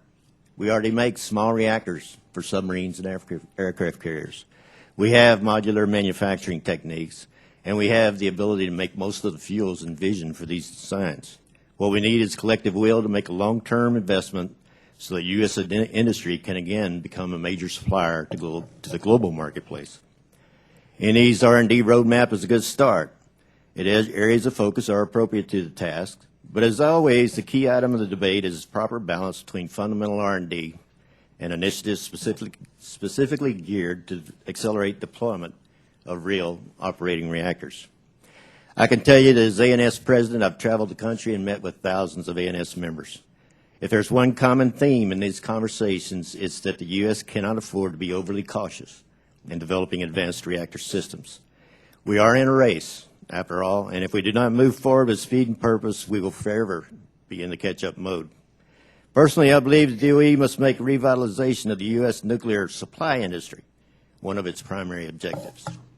We need an industry capable of supplying cradle-to-grave technology and solutions that eliminate the incentives for nations outside of the United States and outside the current nuclear powers to develop sensitive enrichment and reprocessing capabilities. If we could provide technology on the basis of cradle-to-grave, we could eliminate the reason for other countries to develop these technologies. I also believe we must ensure that U.S. industry is the primary beneficiary of taxpayer investments in nuclear technology, so that we can maximize the economic and job creation benefits of our investments. So while I support the broad contours of the R&D roadmap, I hope Congress will consider giving DOE additional tools to accelerate the deployment of next-generation reactors so that we may be better positioned to meet our environmental, national, and economic security objectives within the next 10 to 15 years. This concludes my testimony, and I will be happy to answer any questions the committee may have. Thank you, Dr. Sanders. I'm glad I didn't cut you off. Excellent points that added to the already other quality points made. Mr. Lipinski, I recognize you for 5 minutes. Thank you, Returning Chairman. the favor when you're chair. Thank you, Chairman Baird. I thank all the witnesses for their testimony. I've especially interested in Dr. Sanders' testimony, because I know that for a lot of years the U.S. was a worldwide leader in nuclear technology, but we moved from a net exporter of nuclear goods and services to a net importer. Westinghouse is formerly an American company that made many parts used in our current generation of reactors. It was sold to the British company and then to Toshiba. They now do most of their manufacturing in Japan, but plan to move to China in the near future. So what is the best way for us to go about making sure that we have the ability, and not just for Dr. Sanders, but for the entire panel, have, first of all, the manufacturing capability to do the nuclear reactors, especially if, and I know Dr. Sanders talked about, we do have the capability and we do build the nuclear reactors for the military, submarines and ships.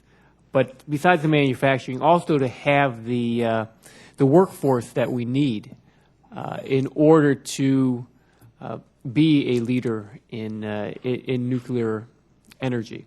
So I'll start with Dr. Sanders. I'm just looking for suggestions of what policies should we be pursuing in order to be able to maintain that or get back that leadership in nuclear energy across the board. I'd like to take us back a little bit in history and describe how it was done the first time around. President Eisenhower started Atoms of Peace for national security reasons. He recognized that the world was going to go nuclear, that nuclear energy was going to spread, and he established a vehicle called Atoms of Peace that enabled the U.S. industry to be a dominant player on the global marketplace for the next 40 years. But the real enabler of that was that it had bilateral collateral defense applications. The nuclear Navy was just starting out. We started out with a pressurized water reactor. The pressurized water reactor became the design component that ultimately led to civilian nuclear reactors, and basically Westinghouse and GE and B&W and others became the major suppliers around the globe. We need to reinvent that series of actions. Basically, we need a market initiator. DOD could be a market initiator, and promoting an initiation within our own TVA and other utilities might be the way to do that. We also need a technology leap. I don't believe personally that large scale, although it may happen, light water reactor technology and manufacturing is going to come back to the U.S. because I don't believe the market is really that large in the United States. The market is outside the United States for the growth of nuclear energy. And most of that market is much more consistent with technology leaps in small modular reactors. By technology leaps, I mean in all assets: manufacturing, proliferation resistance, the technologies of use, different coolants, gas, sodium, water, and technologies that minimize the waste burden, especially if these kinds of exports can promote our national interests relative to other countries developing fuel cycle technologies. If we can offer solutions such that those countries don't feel the need to develop enrichment and reprocessing technologies through reactor technologies, then we've solved or we've implemented a major opportunity to solve most of the world's proliferation issues. Dr. Peters? Yeah, I'd comment on more the science and engineering side of it at the labs and the universities. I think this is where there's an inherent role for government-sponsored programs, and they exist, but I think we need to continue to bolster those. Over the last 10 years, as the DOE any R&D program has been revitalized, you start to see the workforce, you start to see young people coming into these problems, joining the national labs, and that's very, very exciting. I'm fortunate to be able to go to other countries on a science-to-science basis and talk to people, and they still look to the United States for leadership in areas around advanced fuel cycles, for example. But they're investing heavily in their R&D in those countries, and so we need to continue to do that here, both at the universities in terms of university programs and also at the national laboratories, and that involves everything from people all the way to experimental facilities to resources. Mr. Mowry. Yeah, I'd just like to add a few comments to those already made by Mr. Sanders. First, the comment that about the application of large reactors and the ability to bring that manufacturing back into the U.S., I think we would generally agree with that.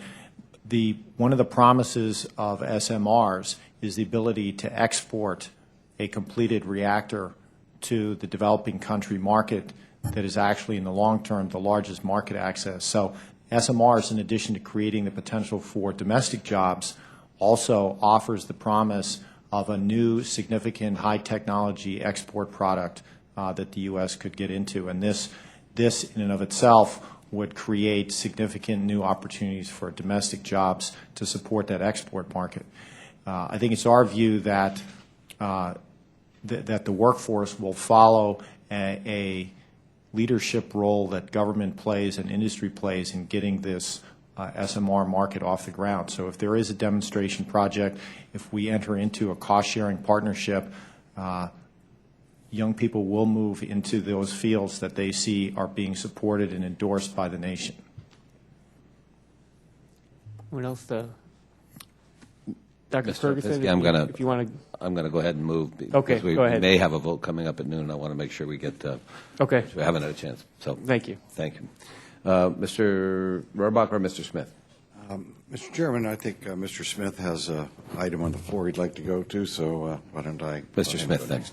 Okay. Thank you, Mr. Chairman, and I want to thank the ranking member, Mr. Rohrabacher, for letting me ask my questions. I do have a suspension bill coming up next, so need to get to the floor. Mr. Krellenstein, let me address my first question to you. You pointed out accurately that the permitting process slows down our efforts and makes the goals a little bit harder to achieve. In particular, in regard to the small modular reactors, what do you specifically suggest that we do to expedite that permitting process? Make sure.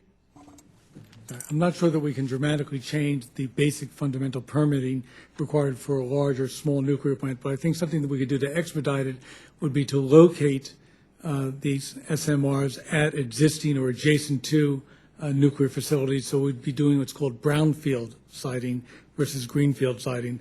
The burden would be far less to add a third or fourth unit, and because they are incremental in size, they'd be far easier for many utilities that are uncertain about their future load growth or the financial commitment involved in building a large gigawatt-sized unit. Okay, thank you. And Dr. Sanders, you suggested that Congress give the Department of Energy some additional tools to accelerate the deployment of next-generation reactors. Would you, too, be a little bit more specific as to what you'd recommend? I'd recommend linking the R&D roadmap to what's going on in this chamber today, I believe, which is the Competitiveness Competes Act. Competes Act. I think that's an opportunity to accelerate some of the deployment of some of these activities because, as said by other members of the panel, numerous jobs are going to be created for an export market that is very significant in size. Okay. Thank you, Dr. Sanders. And Mr. Krellenstein, back to you for my last question. I'd like to know what you might recommend beside the loan guarantees that have been proposed by the administration. Do you think that's the right policy approach, or do you think we ought to be looking at more direct subsidies? What's the best way, again, to get to the goal? I think depending on the individual issuer and the needs of that utility or power company, a portfolio approach would probably be better. Loan guarantees would be one way. There's a program available right now in the municipal market called BABS, or Build America Bond, might be another option to be considered. Favorable tax treatment would be another way, accelerated depreciation. Because there are so many different situations that various companies interested in building this are in, I think there is no one single best option to do, but a group of options would be available. Do you think the administration has done enough? Their loan guarantee program is relatively small. I don't know what we're going to do on tax credits that you just suggested. Do you think we ought to be doing more than we are, or more than the administration has proposed? If we're serious about pursuing a nuclear renaissance, yes. I'm afraid that what we have is a good start. It's probably not sufficient to provide the level that we need. Okay. Thank you. Thank you, Mr. Chairman. You're back. Thank you, Mr. Smith. I want to follow up the financing question a bit. Mr. Mowry, I noted with interest you specifically suggested, even without carbon price, that you felt that SMRs might be competitive. Walk us through that, and how would that? Are there any government subsidies, and is it the full cycle of fuel cost from mining to disposal or storage? How does that work out? Because that's somewhat different than what I've been reading. Well, two things. First, yes, it would include the entire cost of ownership, the life cycle cost of electricity ownership when we're looking at this. We believe that that has to be the goal of the SMR initiative. If you want to create a viable market-based solution long-term, it cannot require government subsidy long-term. So the technology approach that you select fundamentally needs to be competitive. And our goal in B&W is to make this solution competitive with $5 gas. That's the goal in a brownfield application that was discussed. When you apply this incrementally in a brownfield application, we want to have this competitive with $5 gas. There are natural gas. Yes. Not with coal, though. Correct. Well, at $5 gas, if it competes with $5 gas, it also competes in total, are expected on go forward in that area. The other aspect of this thing is what innovations you're going to apply to this and what incremental infrastructure the SMR is going to require. And that's why we believe that in the near term, SMRs need to be light water reactor-based technologies that use what's been proven in industry over the past 30 years. The issue with the nuclear industry today is not fundamentally a technology issue. It's an affordability issue, and it has to do with how you finance the reactors and get the projects built with cost certainty and schedule certainty. In the long term, there is promise with fourth-generation technologies, and therefore R&D should be expended to develop these technologies. But in the near term, that's not what the challenge is out there. We need to innovate on how light water reactors are made smaller and more cost-effective so that they can compete with this.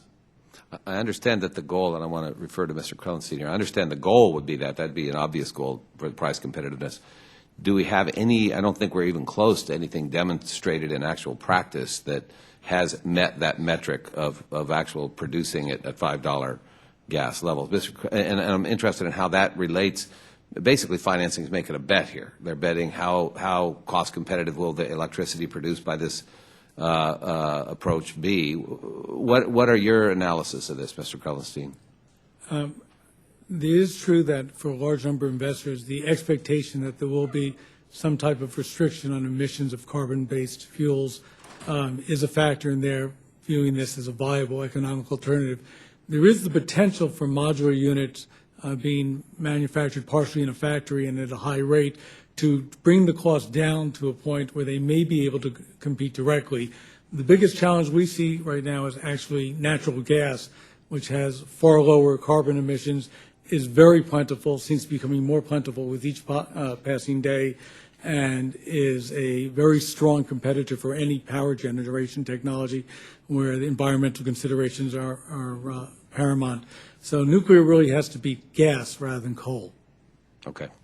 Dr. Sanders, I was intrigued by your observation about the human resource and the technological resource. My understanding is, first of all, I appreciate the shout out to America Competes. We hope to pass it this time through, and I think your point is well taken that if we're going to have more engineers, scientists, if we're going to bring this nuclear renaissance to reality, we've got to have the expertise.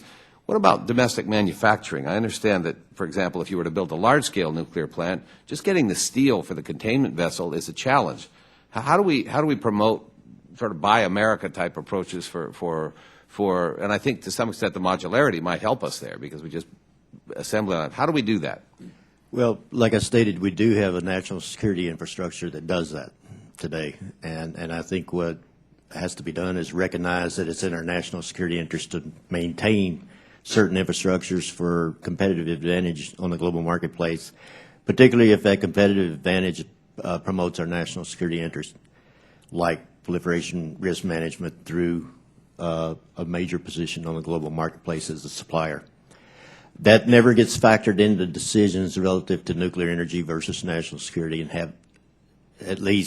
haven't been since the Atoms of Peace Initiative, for example. What has been factored into competitiveness of our nuclear industry is issues related to proliferation. We stopped reprocessing because of the belief that we would, if we did, everybody else would, and that didn't happen. We have made other decisions relative to trade barriers and other things and export controls that have limited our ability and, in fact, resulted in the reasons for Westinghouse and others to move offshore. Anybody on the panel can correct me if I'm a little bit off base on some of this, but the reality is we got to look at our nuclear industry like we look at our submarine manufacturing industry. We've got to look at it from the perspective of it's got to promote our national interests relative to the national security parts that it plays. And when, in the past, we burdened commercial industry with basically promoting our national security interest, and we've either put barriers in place and removed the enablers that allowed them to do it in the beginning of the nuclear age, the first nuclear era. And that's a difficult thing to get your arms around, but I think it's necessary in the future. And I think the America Competes Act is probably a step forward in that area that at least recognizes there's certain areas of our domestic enterprise where we have to be able to compete.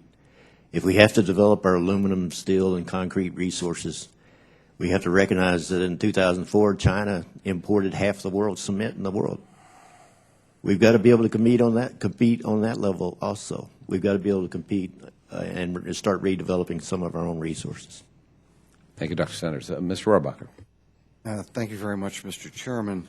Let me just note that after 3 Mile Island, the hysteria created by that incident caused huge regulatory costs and extra roadblocks that were put in the way of this industry because our regulators were responding to the hysteria along with the population.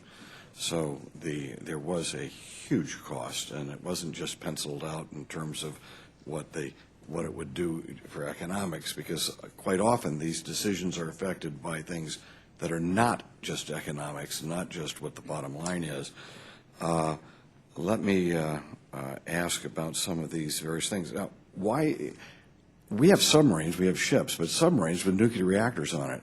How are those reactors different than the new reactor that you're suggesting? Because that too, are they light water reactors as well on the submarines?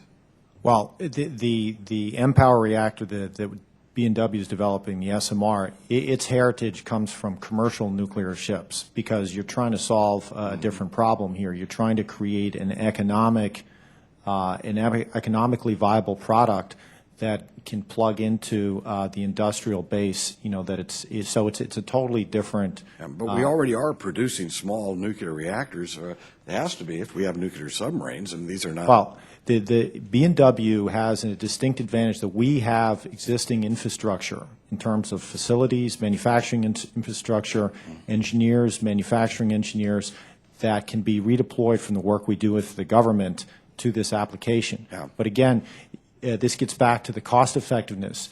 You need to focus on a cost-effective solution, and that is a different problem that you're trying to solve than the problem you're trying to solve when you do work for the government and in these other areas that you mentioned. Do you have, with your small reactor, now I've studied this, the one that General Atomics has put before me, and is the one that you are advocating, is your configuration, does it have leftover plutonium and reprocessing requirements?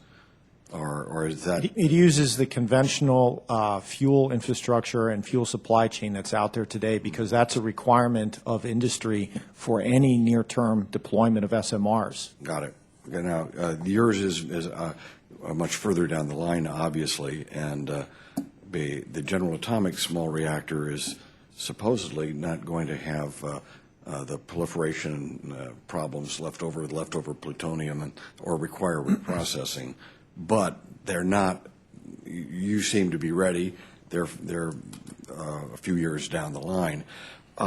It would be, if we permit the Chinese to become the builders of nuclear power reactors, we're going to have both safety problems, but also major proliferation problems. So we had better address these issues that are being raised right now. And let me ask, do any of you know? Now, we're all talking about fission. All of these small reactors that we're talking about, whether it's a gas-cooled reactor or the reactor that you're talking about, are fission reactors. Is that right? Well, how much have we been putting the necessary research dollars, our Department of Energy, into fission as compared to fusion? Do any of you know that answer? Yes. I'm the non-technical one here, but I'll try to answer it. The best we can see is that fusion reactors, from an economical point of view, because of the inherently difficult technology, are at least a generation away or further. And I'm not sure that putting in dramatically more research dollars into it right now would accelerate that dramatically. Oh, I agree with that. But as we are spending the money now, we are spending a lot of money on fusion research. Are we spending money on fission research as well? Maybe I could take a shot at that, yes, Congressman. So the fission-related research is what we've been talking about, what Dr. Miller talked about. Right. So that's, in Department of Energy, it's funded primarily by the Office of Nuclear Energy.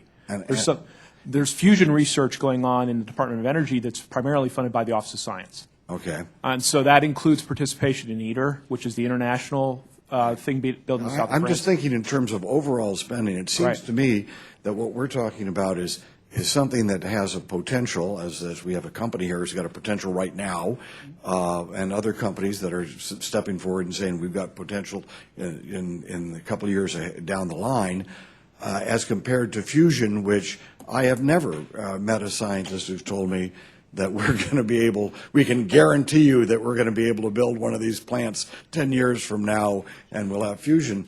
So thus it would seem to me that research dollars should be focused on what we can actually accomplish rather than what potentially we can't accomplish. Certainly in the applied programs, but I would argue there's fundamental science that one needs to do that the Department of Office of Science focuses on around fusion that's important. People still talk about the promise of fusion. There's a lot of barriers that involve materials and other barriers that we have to tackle, and that requires science. So I would argue there's still need for investment, but the timelines for fusion versus fission are much different. Yes, that's correct. Well, I'm going to look into that myself. In fact, I will be asking for the record to find out exactly how much money we're spending on fission research that would help the small modular reactors as compared to money that we're spending on fusion research that may never be put into practice. One of the factors that it seems to be coming up here, and when we're talking about the activities, research activities, are we talking about research activities that is developing new technology or research activities that will permit us to set standards and have and help along the permitting process? What are we talking about here? I'd say the answer is probably yes. It's both. If you look at the roadmap, I mean, some components of it would include providing technical basis to the regulatory framework, for example. And the NRC themselves actually invests research dollars in this to do this as well. But then a lot of what I was talking about with the fuel cycle is really ultimately focused on technology development and commercialization. Well, isn't it time that we should be making up our mind and moving forward? And I like this idea that we had some ideas about putting this on existing sites so we could move forward quicker without having to go through 10 years of the regulatory process, perhaps on military bases as well. Could offer that, Mr. Sanders? Well, in fact, I think you're exactly right. The issue here is the valley of death between good research and commercial applications in a lot of these activities. I'd like to remind everybody we operated liquid metal-cooled fast reactors for 40 years in this country and never have taken the opportunity to transfer that technology to the commercial sector. So there is this valley of death issue between good research and commercial applications that our recommendation to DOE is we figure out how to do that. And basically it is a public-private partnership with the public side assuming more of the risk in the beginning of the phase and the private side taking over the situation when the risk has been reduced through good technology development. Thank you very much. Thank you, Mr. Chairman. Chairman Gordon has joined us. Mr. Chairman, did you have any questions you want to ask at this point? No, I think you should go ahead. Okay, I'll briefly make. We've had a chance to go through all the members. I'll have one or two quick questions on the economic side. You know, in the realm of other alternative energies, one of the things we hear about is things like feed-in tariffs or guaranteed marketplace, et cetera. None of you have talked about that kind of approach as a methodology for stimulating the development of plants. We talk about loan guarantees, et cetera, but what about marketing, you know, some form of assurance that maybe the government will buy X amount of energy produced by one of these plants? Any thoughts on that? Yes, if I could. I don't think the issue with nuclear is once a unit's up and running, the power it produces on a variable basis is very competitive with energy sources and really doesn't require feed-in tariffs. That's not the case for some of the sustainable resources that we're looking at right now that require feed-in tariffs. Our principal objective is to get the capital together to build the nuclear plant. Once it's up and running, its variable cost is relatively low and very competitive. The initial capital cost is very high and has been a major detriment in its development. So that's where the loan guarantees and things of that sort come in. Correct. One of the other questions is you know, we've got a number of potential manufacturers. B&W is one. There are others, one actually coincidentally in Oregon, and several others. You know, when we look at, we're loath to try to pick winners and losers, but at the same time, stimulating competition can make sense. How do we do that? How do we make sure that different models, both perhaps the technological model of how the plant functions, but also the competitive business model? How do we find a way to make sure that the taxpayer dollars that go out to try to promote the industry in general create a healthy competition, and so there are multiple approaches, each of which may win in some fashion? Mr. Mowry, I appreciate your thoughts on that. Well, I think first of all, and I think you're right on in terms of what the ultimate goal is, you want to have an investment that ultimately yields success, and I think you need to let the marketplace vote. So we would advocate that this public-private partnership, the program that Dr. Miller talked about earlier today, the partnership on the industry side needs to be not just with a supplier like ourselves, but it needs to be with a group of utilities that will ultimately deploy that technology after the demonstration plant has been built. Because unless you have that type of assurance that there is committed interest by ultimate users, you'll never have assurance that the demonstration plant and the demonstration of that technology just won't end after the demonstration. So it has to be, a partnership has to include the ultimate users in the marketplace. Does that then put the manufacturers of the SMRs in some relationship of you're then trying to sell your partnership with a utility, as would some of your competitors?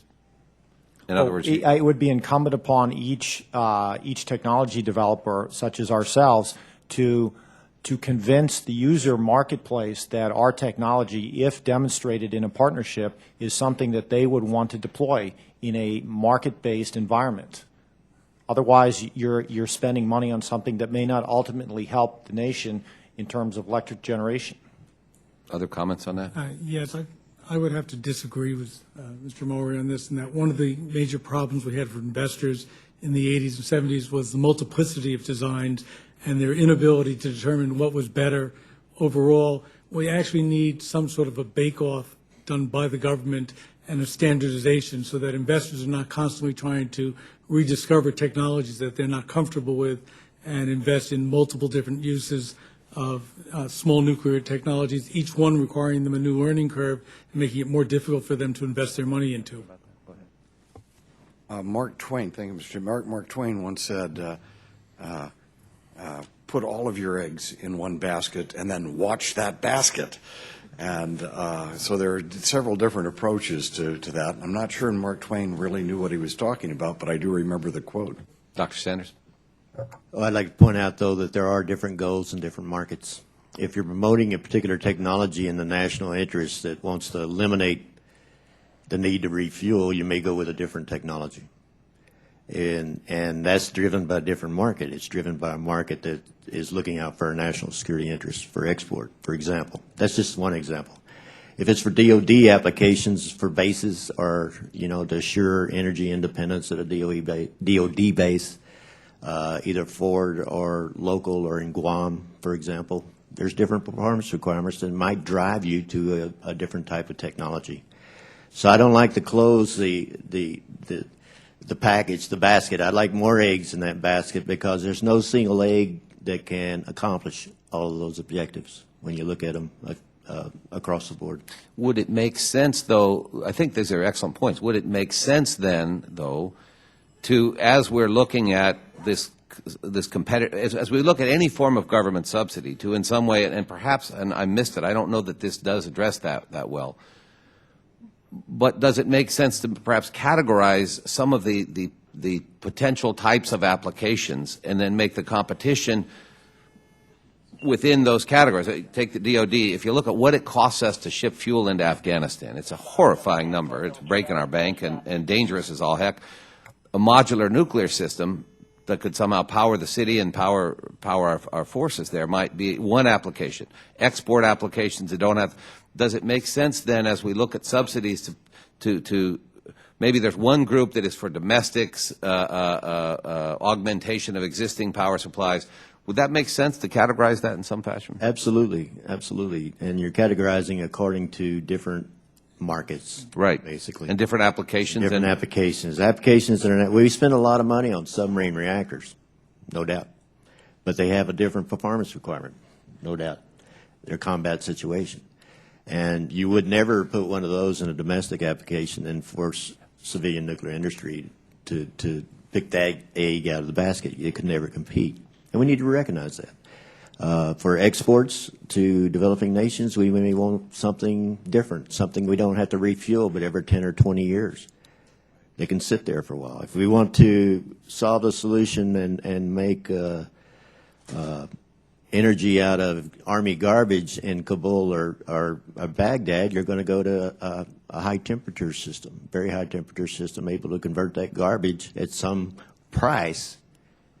It'll never compete with gasoline at $4, but at $150 a gallon, which is what I think a gallon of gas costs in Baghdad, you've got a different market situation. I want to make sure we recognize the chairman. The buzzers you heard were both being called. Before I recognize the chairman, though, I just have to engage in a brief conversation with my friend, Mr. Rohrbacher, who is a dear friend, quite sincerely. I'm about to be refuted again. No. What I'll just observe that several months ago on the Energy and Environment Subcommittee, we had a lengthy hearing about the role of social and behavioral sciences in our energy system. And just for the record, I would observe that multiple occasions today, Mr. Rohrbacher has talked about hysteria causing increased costs in our energy approach to nuclear power. Hysteria is a psychological diagnosis. So maybe Mr. Rohrbacher has become a convert to the importance of social and behavioral sciences in our energy picture. He bends. I recognize the chairman, Mr. Gordon. Thank you, Chairman Baird, for a good hearing today. I'm looking forward to reviewing it on our website. I know that Mr. Rohrabacher wants to run over to the Capitol and vote for the American Competes bill, so I don't want to take up much time. I would like to ask the witnesses this, in all seriousness. We are going to get out of reauthorization. We want to get out of good reauthorization. This record will remain open for a few days. I would hope that you would get back to us any recommendations concerning that reauthorization, areas that you think that should be covered in research concerning design, reprocessing, storage, or other areas. I hope you would do that. The other area that I would be interested in knowing, this is expensive. And I know that we've got some international efforts going on with the G4. I'd like to get your thoughts on how you think that's going and anything that we might need to do to encourage it to go a different way. So, again, thank you for your time. Thanks for the good hearing. And I yield back the balance of my time. Thank the chairman, and as soon as I find the appropriate closing remarks, essentially what I would like to say is thank you to the gentlemen for their testimony, and the record customarily will be open for, I believe it's 2 weeks for additional comments, and with that the hearing stands adjourned, and with gratitude to our witnesses.